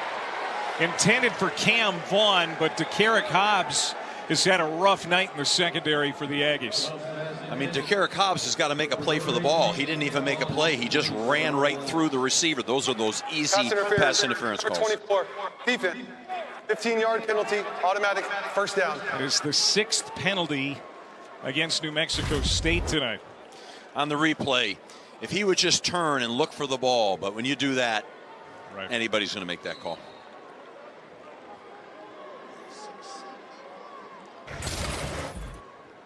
A couple of times that they've targeted Cam Vaughn deep. He is the leading receiver tonight. 2 catches, 43 yards for the Gamecocks. And another design quarterback run for Huff, and he's going to have it up for another first down. That's a gain of 12. I love that play. I think it's a great play. They bring pressure. You got an outlet throw. They keep the box light, meaning they don't have a lot of defenders in the box. And you go ahead and you match the numbers and you run the quarterback draw. Good. It's a good concept. Good, safe concept. Rich Rod has the leading rusher in Conference USA and his quarterback Tyler Huff. Now Andrew Paul is going to check it in the backfield. He's numeral 0, and he's going to get a touch, and he's going to get more than just a touch. He's got a touchdown. Andrew Paul, transfer from Georgia, goes 28 yards to the house. That's a tired-looking defense right now. That defense has been on the field way too. Look at them on their knees. That's what you start to see. The guys are falling down on the ground. They're falling down. They're going to have to rally here, or this thing could get ugly. Maybe some would say it's on course for that right now. Garrison Rippa, another extra point. 4th rushing touchdown tonight for Jacksonville State. Left. What do you think about that? Did you like the mustache? Yeah, I liked the mustache back in the day.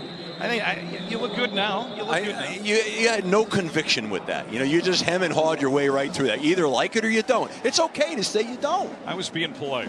I kind of miss it. I think I might grow it back in the booth with you. Maybe you grow one. We'll be the Mustache Brothers. You'd look great with one. You're a handsome dude. What do you think your wife would say? Not much. Anything would be an improvement. I know you've got a lot of respect for Rich Rod. I do. He's a great football coach. He's a heck of a guy, and he's doing a wonderful job here. They will win here, and they will win championships. Mike Washington, a little stutter step as the Aggies continue to struggle. Pick up yards. It's going to be 2, maybe 3 yards on first down. Second down and 7. Rich Rodriguez, he's been all over the place, as you mentioned. West Virginia for 7 years. He had Pat White, star quarterback there. Won championships. Then Not quite the same kind of luck at Michigan, where he was for 3 years. Arizona really started out well with the Wildcats before getting fired, and has re-energized his career at the age of 61 here in Jacksonville, Alabama. Well, as you said, he's always been a heck of a football coach. And, you know, let's not forget now, he is one of the early innovators involved with the tempo, spread, read zone concept that everyone's running now. Everyone runs components of that. He was one of the very early guys doing that, and everybody was studying what he did. So he's a heck of a coach, and we all have a lot of respect in the profession for Rich Rodriguez. Parker Awad at the controls for New Mexico State. It's Washington getting the handoff, and it's 4th down as Jacksonville State's defense is feeding off that offense now. Momentum surge. You know, they're playing with a lot of confidence. Nothing to lose. New Mexico State's going to go for it here on 4th and 2 from their own 33-yard line. Be interesting to see what they call here. Looks like Jacksonville State's going to really crowd the line of scrimmage here. I wonder if they throw it. They're going to run it with Washington, and he's not going to get there. Stacked up, thrown back. Ricky Samuel at the point of attack. No gain, and the Gamecocks are going to take over on downs. It has been that kind of night for the Aggies on this long CUSA road. You know, Clay, going back, I said before going into the half when Tony Sanchez took that gamble of trying to, you know, make something happen. Boy, that started this avalanche right now. It was still, at that point, it was a 2-score game. Turned it over on downs, and of course, Jacksonville State turned it into points just ahead of half. Andrew Paul continues to get carries now out of that Gamecocks backfield. He's going to get 7 on 1st down. Stewart is going to check back in for Paul. Jacksonville State came into the night leading Conference USA over 5 yards per carry as a team, and they're well on their way to adding yardage to that statistic after tonight. Yeah, you would think that. You would think so. This is quite an offensive explosion. Inside, and Stewart muscled up and thrown back. No gain as Noah Arinze gets in there for the stop. And we knew it was going to be a difficult task for this defense tonight. New Mexico State came in ranked 129th in the country against the run. Timeout on the field for an injury to the defense. And they get another guy banged up. Naki Fahina, the defensive tackle, who transferred in from UNLV. This will be extended. 6:46 to go in the quarter. We're going to stay. Naki Fahina being helped off the field for New Mexico State. I mean, this is getting bad when it comes to injuries now for the Aggies. Already without Buda Paletti, they're starting Jack back. His backup, Lico Johnson, also out tonight. Fahina dinged up. I think when you play this offense and you play tempo and you get tired and you start doing things like rolling ankles and things like that, it's hard. It's fatigue sometimes doesn't help. On 3rd down and 3, it's Huff all the way, right up the middle, another 1st down. I got to be honest with you. I would think about, I'd start thinking about Tyler Huff maybe being out of this game. You know, you don't need to get him hurt right now. Certainly if they score on this drive, that'd be the last I'd see of Tyler Huff. That's another big play. 25% of all their plays are gains of 10 or more yards. Best in Conference USA. That's their 13th play tonight of 51 plays that's gone for 10 or more yards. So they're winning the explosive battle. There's an old adage out there. If you win the explosives and you win the turnovers, you got a 90% chance to win the game. It's called the daily double. Trey Stewart gets a yard. There's Rich Rodriguez. He told us before the game tonight, you know, good question. Why am I still calling the plays? I think, you know, after 30 years, it's gotten in his blood, and he just can't give it up. You don't see a lot of head coaches calling their own plays anymore, but he's a bit of a dinosaur. That's his shtick, man. He loves it. You see that big smile on his face? Not giving up calling any plays. It's just his hobby. It's what he does. He can't imagine giving that up. They take the play clock down inside of 5. And Stewart again as they keep it on the ground. Look at that, just carrying the pile to the 7-yard line. Be like you giving up fishing. It's not going to happen, No, right? not anytime soon if I can help it. Exactly. Like me eating good meatballs. I'm not giving that up. It doesn't matter what happens. Boy, Trey Stewart has had a nice night tonight. He really has, Clay. He is a tremendous back. I really like this young man a lot. 112 yards, couple of touchdowns. Also a receiving touchdown for Stewart. So he's got the hat trick.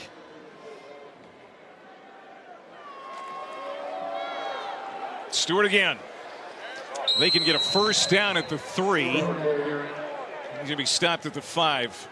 As a head coach on the sideline in these situations, I'm telling you, your brain starts to move forward to the next game, and you start saying to yourself, we got to get these guys off and keep them healthy. Maybe we should start substituting and putting some of the young guys in, and there you go. You're starting to see some of that. Or maybe they're going into a heavy set on the goal line here, but I think the last thing you want to do is get one of your marquee players dinged up at this point. After tonight, Jacksonville State will be off until the 23rd, so they're going to get a respite before hosting Middle Tennessee. You know, compared to New Mexico State, they're in pretty good health, and now they want a timeout. Rich Rod calls the timeout. Jacksonville State, they're first of the half. As the play This will be a clock is getting 30-second down there. timeout. You look at that schedule. We'll be back here in a couple of weeks, you and I, for Middle Tennessee right here on ESPN2. And then what is going to be an interesting game at Liberty. Liberty leading this conference right now, 3-0 after the overtime win last night over FIU. Jamie Chadwell's team undefeated. Sam Houston's no pushover. They're having a good year as well. Yes, they are. This is a competitive conference, and they've got to really be at their top end going in the back end of this conference to compete for a championship.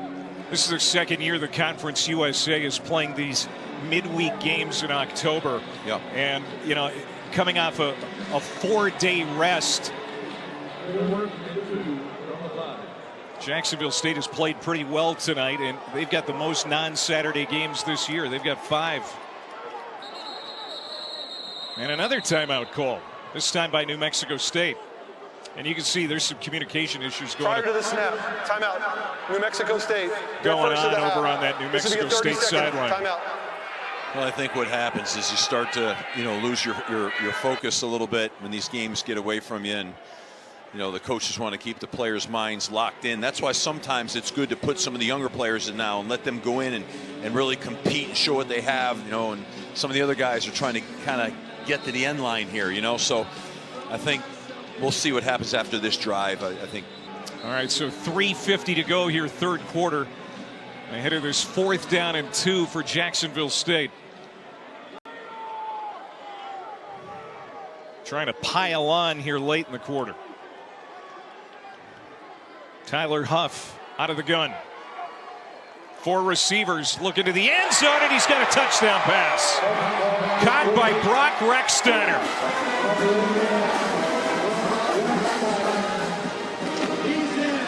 His second touchdown catch of the year.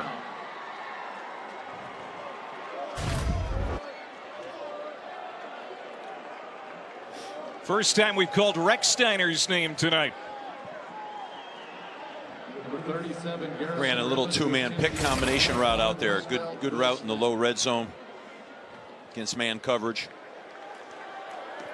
And Rechsteiner, better than anybody on this Jacksonville State team, knows how to pose after a big play. I mean, he's got pro wrestling in his blood. The son of Scott Steiner, the WWE Hall of Famer. And look at this. Oh, boy. There's his dad on the left. And he's got the belt on the right. And, of course, his cousin is also a pro wrestler, Braun Breaker. I'll tell you what, you wouldn't want... I'm sure he didn't go against his dad too many times growing up, huh? How'd you like to come home to your father looking like that, a little upset with you? Ooh. Oh, man. That'd be a bad deal. Imagine if you came home late one night and he had some mask on. He's waiting for you at the door. He's flexing and you're saying, oh, man, it's going to end real bad. Oh, gosh. Used to be a big wrestling fan. Not quite as much anymore, but when I was a kid, man, I ate that up with a spoon. Yeah, really? You loved it, huh? I did. Oh, that's awesome. Yeah, Rex Steiner's a guy they really like. He had an 85-yard touchdown catch in the win over Southern Miss a few weeks ago. His first catch tonight results in a touchdown. It's 47-6 now. That is fair caught by Henry Davis.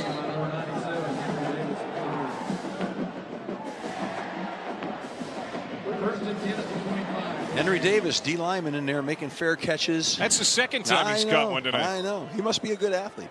He probably played a little tight end or something in high school.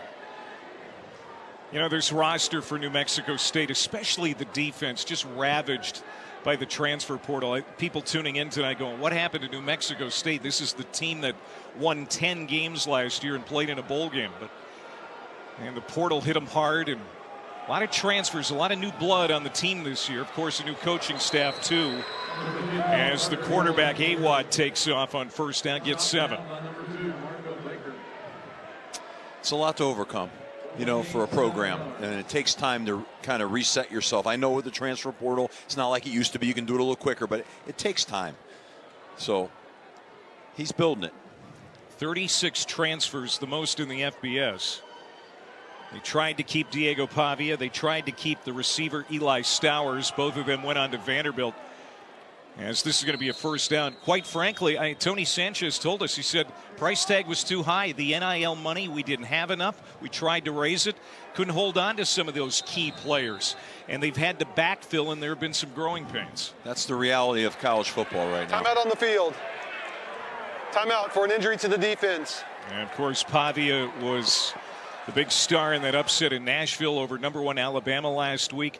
I mean, they walked that goalpost, was it 7, 8, 9 blocks to the river and dumped it in. I mean, what a scene that was in Music City last week, and Diego Pavia was right at the middle of it. That's Reginald Hughes down for the Gamecocks, and that's bad to see if you're a Gamecocks fan. He's been really good tonight. Transfer from Ole Miss, has a sack. He's one of their playmakers on defense, rushing a quarterback. I mean, I'm telling you, it might be time to start getting these top-end players off the field right now. I don't know what they have behind and all that, but I mean, this game's out of touch right now. What was your rule of thumb when you were coaching? When did you feel that it was time? Obviously, games vary from week to week, but was there a rule of thumb that you had when it came to that? Yeah, I mean, I think it's not just the score; it's what the opposing team can or cannot do. They don't have a big strike capability here. I think you let your young guys play. Awad over the middle has a receiver wide open. P.J. Johnson gets tripped up at the 29-yard line by Travis Franklin. Otherwise, that would have been 6. P.J. Johnson, the junior from Lake Charles, Louisiana, a catch and run of 38 yards. As I speak, I open my mouth, and here's a big play. That was well executed play. Nice throw, nice catch. That's the biggest pass play tonight for the Aggies, and it's Parker Awad throwing a dime. He didn't even start this game. It was Santino Marucci getting the start. They've got a lot of different clean shirts in there right now. Jacksonville State does. Play fake. Awad flips it out in the flat, and that's bobbled, and it was caught by Lorenzo McMillan. No gain. We've seen that from both quarterbacks now, Coach. Marucci having a hard time delivering an accurate throw on those passes to the flat, and there's Awad doing the same thing. No question. They're not clean. They're not crisp. They're short. They're nose diving balls. They're just not, they don't have a lot of zip on them. Tight end in motion. Going to hand it off. McGowan escapes a tackle for loss and then gets punished as he steps inside the 25-yard line. Patrick Taylor. Just a punishing hit. It's going to be a short gain of 2 yards. 3rd down and about 8. The Aggies have not been in the red zone yet tonight. Now, when they've been there this year, it's been pretty good. They're 12 for 12 with 8 touchdowns, but they've yet to get inside the 25 tonight. They've been on the long field for a lot of the night. That's part of the problem, you know. Special teams or just straight field position, they've had to go to long field. 3rd down and 8. Awad. And Washington just dropped it. I don't know if he was going to be able to have enough room to pick up the 1st down, but it's incomplete, and it's 4th and 8. There's Sanchez's reaction. That's pretty much the story of the night. Can't believe he dropped it. It's frustrating. I feel for Tony Sanchez on that sideline, right? It's a long night. Not a lot has gone right, and you can see the frustration on his face, and it's understandable. Sanchez getting a 2nd chance to be a head coach in the FBS. Led UNLV for 5 years. We'll go for it on 4th and 8. Nothing to lose. Awad throws incomplete. No penalty flag in the secondary. And so Jacksonville State will take over on downs. Yeah, played man coverage and they heated them up. You know, the quarterbacks, both quarterbacks are struggling with pressure.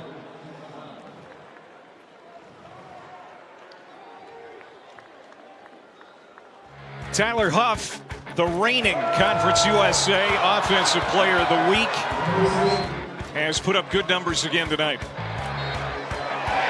He sure has. He's a talented guy. His dual threat capability is tough to deal with. And he can take the rest of the night off. Logan Smothers is going to come in now and run the offense. Logan Smothers, 6'2", 200-pound senior out of Muscle Shoals, Alabama, veteran quarterback in his 2nd year at Jack State after 3 at Nebraska. Also a dual threat guy. In fact, Rich Rodriguez will tell you he's the fastest guy on the team, at least among the position players, the skill position players. Yeah, he made the note that he was. He's got great speed and he's a good leader, he said. I won't be surprised to see him on one of those read zone plays, pull the ball and take it up to shoot, you know. All Gamecocks on this Wednesday CUSA game here in Jacksonville. We head to the 4th. Trucks built to serve. Jacksonville State quarterback Tyler Huff, 6th-year senior, transfer from FCS Furman, taking the rest of the night off, but before he left, 196 passing, couple of touchdowns, also ran for 58 yards and a score. And this offense has a completely different feel than it did first couple of weeks of the season since he's taken over. And now his backup, Logan Smothers, showing what he can do. Goodbye.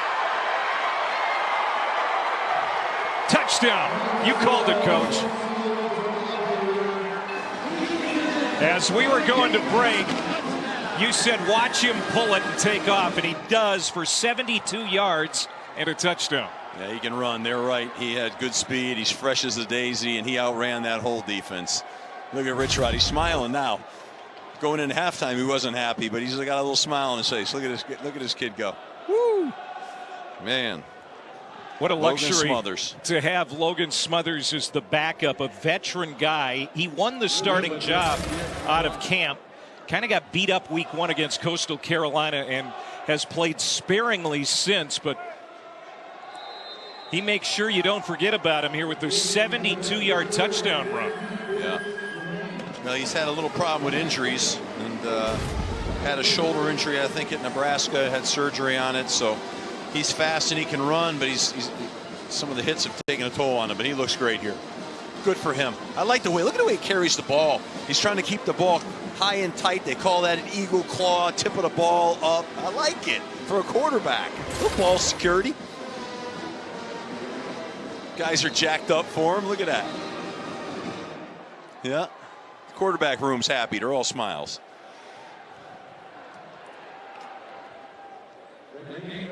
Five straight drives now that have resulted in a touchdown. for Jacksonville State. As you mentioned it several times, the Aggies defense is fatigued. It is worn out, and it is beat up as they are several men down as injuries are starting to mount. Yep, they're playing a road game. They're getting shellacked here, and they're tired, and it's not a good feeling right now. Another short kick from Ripa, and again, Henry Davis, the nose tackle on the return team.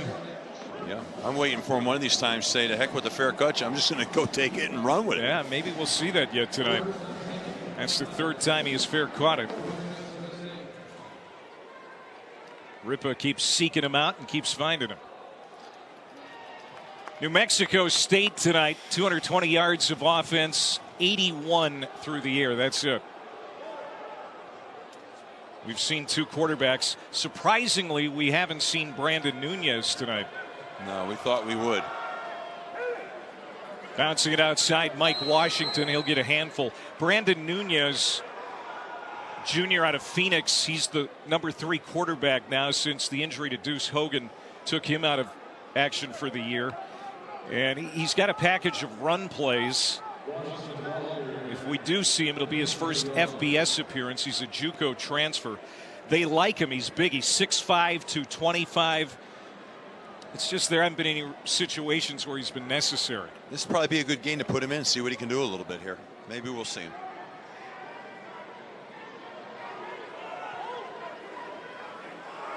Toss sweep. Washington has room for a first down and more. He's shoved out of bounds by Reginald Hughes.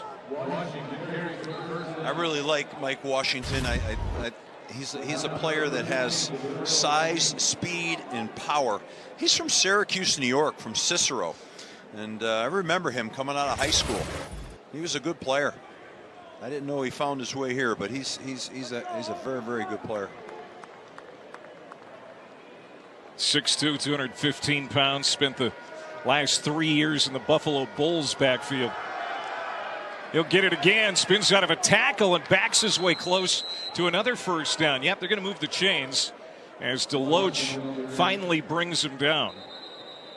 And now we've got another injured player on the field. This time it's Jacksonville State. Time out on the field for an injury to the defense. This will be extended into a full media. We'll step aside. Welcome back to College Football Primetime, presented by Ram Trucks. Good to see Dylan Brown get off the field under his own power. He is a Tampa native. Got to believe he's thinking about friends and family tonight as Hurricane Milton is crashing into the state of Florida. Our thoughts and prayers with everybody in the path of that devastating storm. It's been a rough couple of weeks in the Southeast. Yeah, hard to imagine what those people are all going through. A little over 13 minutes to go. Awad hands it off. Washington spinning away, but can't escape T. Denson, the safety. And another penalty marker.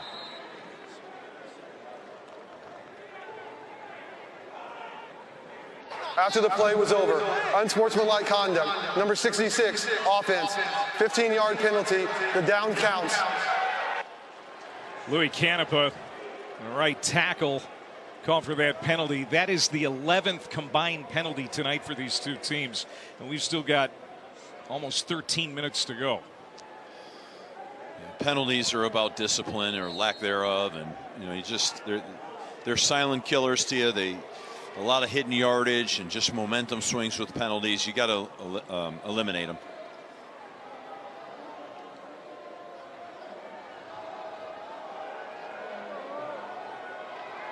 Parker Awad, 3 for 8 throwing the football since coming out in relief of Marucci. He'll throw to the outside and is complete to Washington. But it'll be third down and a long way to go for a first down. They need to get to the 37 of Jacksonville State to keep this drive alive. There is the play caller, Andrew Mitchell. It would seem like for the foreseeable future that's going to be his role, the play caller. As Tyler Wright is no longer with the team, the offensive coordinator dismissed. Tough job to be the offensive line coach and the play caller. I did that And that was very hard and didn't do it well. It's you got so much going on as a line coach. It's hard to. That one's caught, and that's going to be close to a first down. P.J. Johnson will move the chains. You know, I think you're being a little hard on yourself, Coach. You were pretty good at Florida calling plays. Well, it's a very difficult thing to do because you don't meet with the quarterbacks. You're not down at 7-on-7. You know, and you have to. In between series, you got to coach the offensive line as opposed to have the ability to gather your thoughts and talk to the offensive staff about the next series of downs. I just don't think it's a great setup personally. TJ Pride has some room, and he gets to the 20-yard line. They'll move the chains again. And here comes New Mexico State back in the red zone.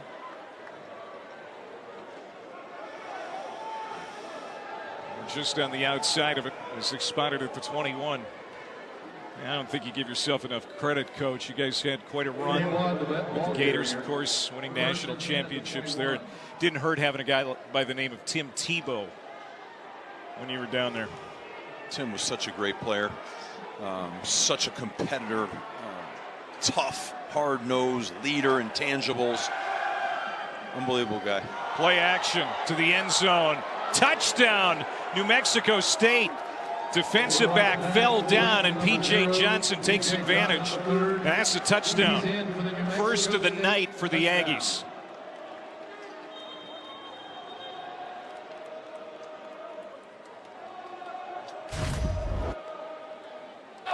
Timeout on the field for an injury to the defense. This is incidental contact there, and he lost his footing and fell down. And yeah, Travis Franklin, who's had a really good night, the safety for the Gamecocks, slipped, fell down, and that is the first touchdown pass to a wide receiver this season for New Mexico State. Montano with the extra point. It's good. So something positive here in the fourth quarter for the New Mexico State offense.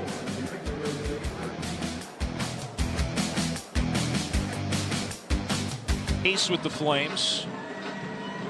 It'll also be their third straight win. And then they're going to go on break until the 23rd, and that'll be nice. Get the sense that, you know, both of these teams, after a physical game here tonight, both coaches, we talked to them this week, they said this is going to be very physical. And it has been. But look at this offensive output the last 3 games for Rich Rod's group. 161 points, and we're not through this one yet. Right. It's a lot of points. They're very explosive. That's his thing. That's what he does. He's a heck of an offensive football coach, and he's got a quarterback that can run his show. Logan Smothers, backup QB to Tyler Huff. Feeding it to Andrew Paul. No gain. Maybe a yard. You know, it's also impressive considering that Jacksonville State only had 4 days off after the win at Kennesaw State. They had a quick turnaround while New Mexico State was coming off an 11-day respite. They were the more rested team. And early on, it looked like it. New Mexico State came out, got on the board early, took the early lead, but then things fell apart pretty quickly. I mean, I think the whole thing there is they're just not settled at the quarterback position. I don't know that they have any answers coming out of this game. Smothers takes off again. He is so hard to bring down. Out of a tackle at the 33 and gets ahead to the 40-yard line of Jacksonville State. It's a run of 15 yards. He's a nifty runner. In fact, I thought he might have made one too many cuts. Let's see again. He might have been able to take this to the house. Maybe not. He's a good runner. New Mexico State, they say, you know, we finally get Tyler Huff out of the game, and then this guy comes in and cuts us up. Yeah, you got to run him down. You got to pursue this guy. You know. Over 300 yards rushing again. They had 384 on the ground at Kennesaw on Friday night.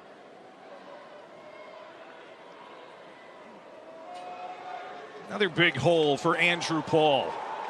Into plus territory, first down, Andrew Paul, sophomore out of Dallas.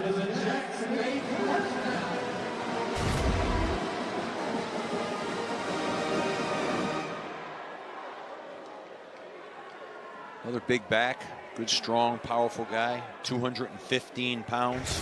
You know, you really got to tip your hat to this offensive line for the Gamecocks. And I know you were down on the field pregame talking to O-line coach Rick Trickett, old friend of yours, a guy that hasn't lost his fastball. He's been around the game a long time, and he's doing a wonderful job with this Gamecocks front five. He's a tough guy, and he's going to coach them tough, and they're going to be a rugged outfit. The guys that have played for him at Florida State and West Virginia over the years, they tell unbelievable stories about him. You know, it's like a love-hate deal. They hated having to have him up their tail all the time, but they love him, you know, and he's one of those kind of guys. You know, he's a heck of a football coach, and he's a character.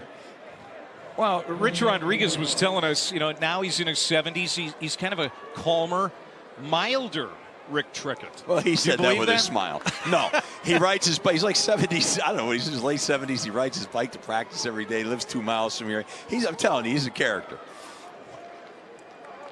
Of course, won a national championship with Jimbo Fisher at Florida State back in 2013. Paul again on second down. As that clock is inside 7.5 minutes. Rich Rod still loves it. No question. They've got a lot of history together. He trusts them, you know. He trusts them. He knows how to coach the line well and knows what the head coach wants. And he's lucky to have him.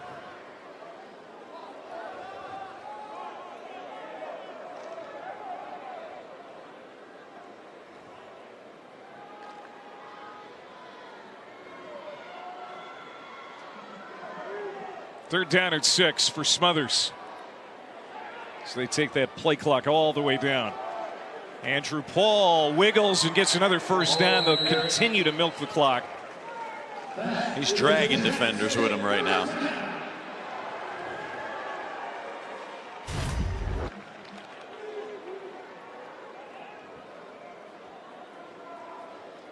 He runs with a nice low pad level. Yeah, there are a lot of expectations for this team this year. Get out to the good start that they wanted, but you know, this is going to be their third win in a row. And it's coming off the bowl win last year. They became the first program to qualify and win a bowl game in their first year of eligibility in the FBS. Beat Louisiana in the New Orleans Bowl as Paul is cut down at the line of scrimmage. I mean, Rich Rodriguez came to Jacksonville and he thought he could win right away, and he's proving it. I mean, they got to a bowl game, they got that accomplished, and they feel that they can compete for a Conference USA title this year. Well, it feels down here, you know, we met with the athletic director, see the facilities. It feels like this is a place that's aligned to want to be successful in football. They have, you know, they have a lot of pride in football. This is a great football state. Football's important down here. So I think it's an opportunity for him to develop something special within the conference.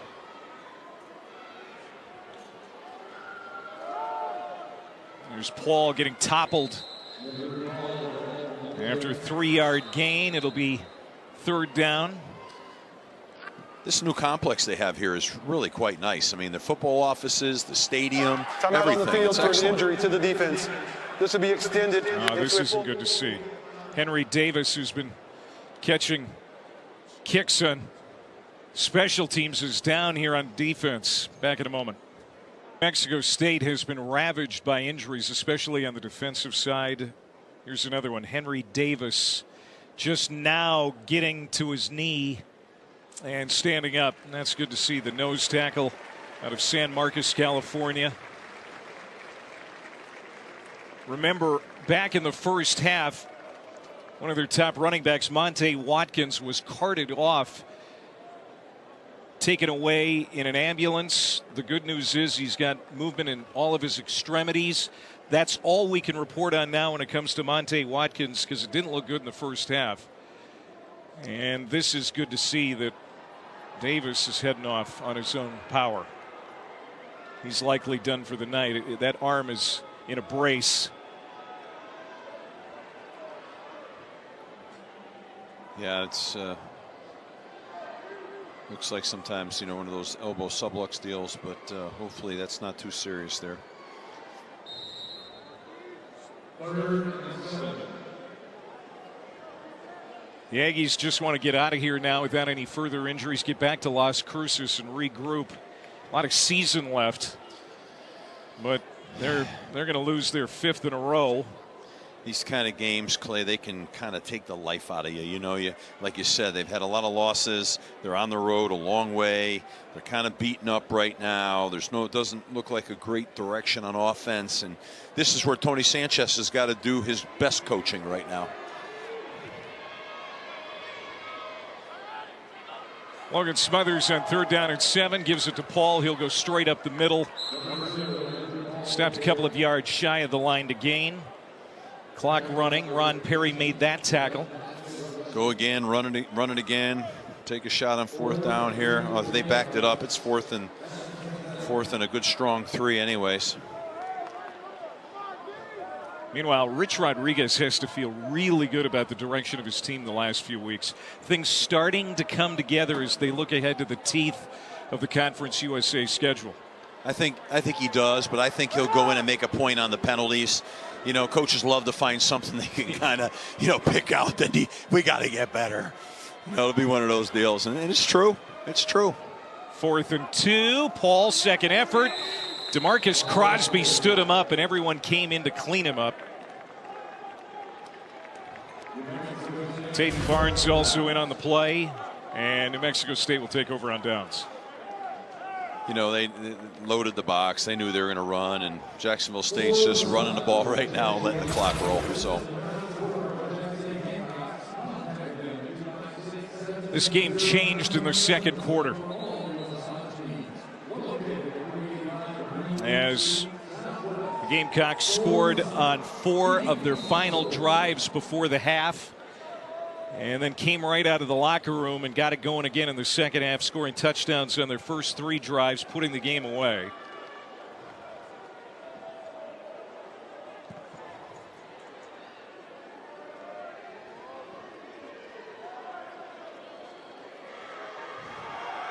This is Tim Gans, running back for New Mexico State, who we've yet to see here tonight. He's a junior out of Missouri City, Texas.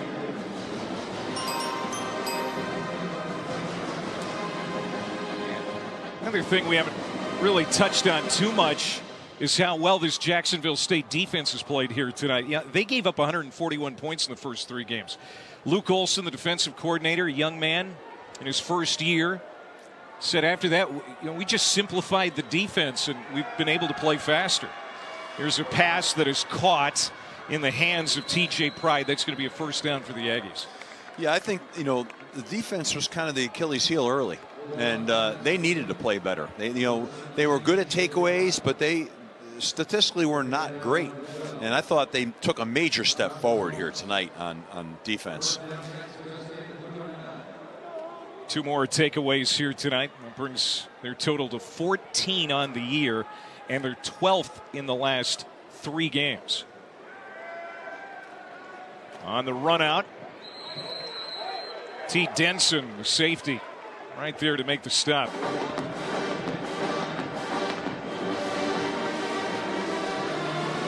No doubt that unit has made some strides, and you can have a great quarterback, a dual threat like Tyler Huff, and put up a lot of points, but if you're not stopping people, that gets to be problematic in a conference like this. But it seems like this defensive unit for the Gamecocks is starting to round into form.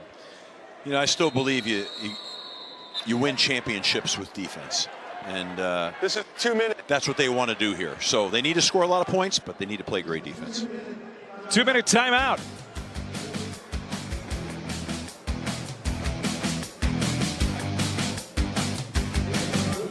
And they were in charge at halftime, really. Yeah.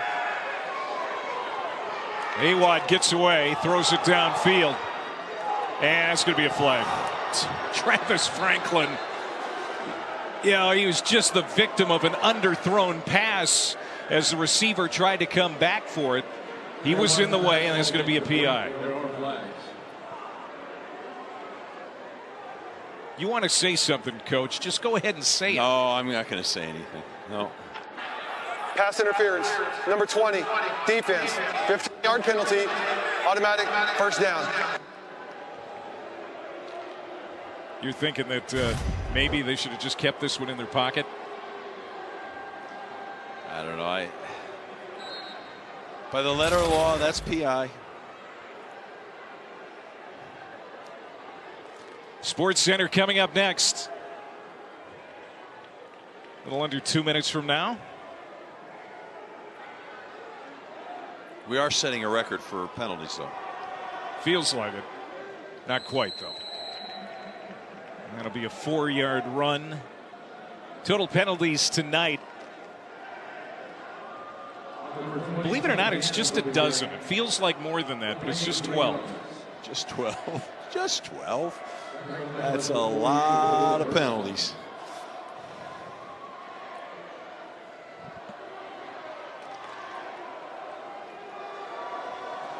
Keeper Awad.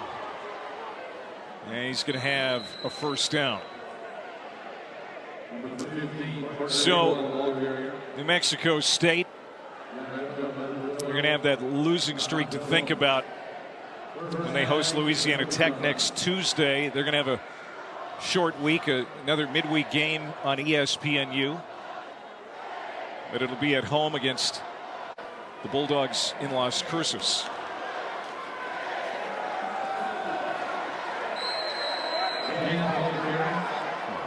And the biggest problem, you know, coming into tonight, besides health,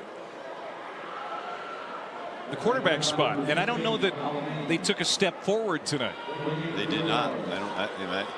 You watching what I'm watching here, I'm not sure who they're going to move forward with, to tell you the truth. And that's not good. That's not a good thing. You know, you get into the middle of your season and you're still not sure of who the guy is. Awad has played the majority of the second half. He's going to step up here on second down, and he'll run out of bounds. Ooh, and that's a late hit on the sideline, and now it's getting a little chippy over there again. I saw it the play before that, you know, that started. There's 27 seconds left here, fellas. Come on, line up, play the game. Let's finish it off here. Surprisingly, no penalty flags. Well, that's using judgment, I think, by the officials there. You know, we don't need our 13th or whatever it's going to be.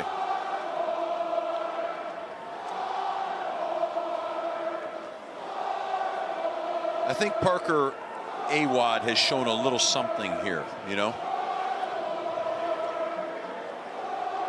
I wouldn't be surprised if he's not their guy moving forward. 114 yards passing and a touchdown throw. He's going to take a shot at the end zone here, and that's going to be incomplete.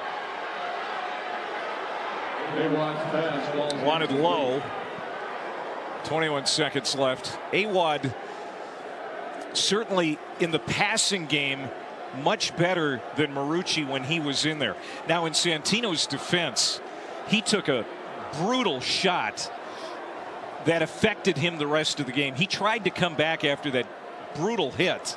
Yeah, that hit rocked him for sure.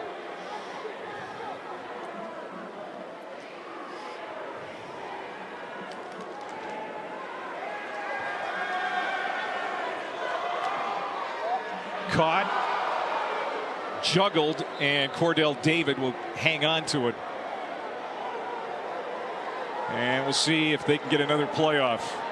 I'm going to try and take a shot at the end zone here and get out of town with a good taste in their mouth. To the end zone, and it is ticked off. Intercepted, and that's how the game is going to end. Intercepted by Franklin. Third turnover tonight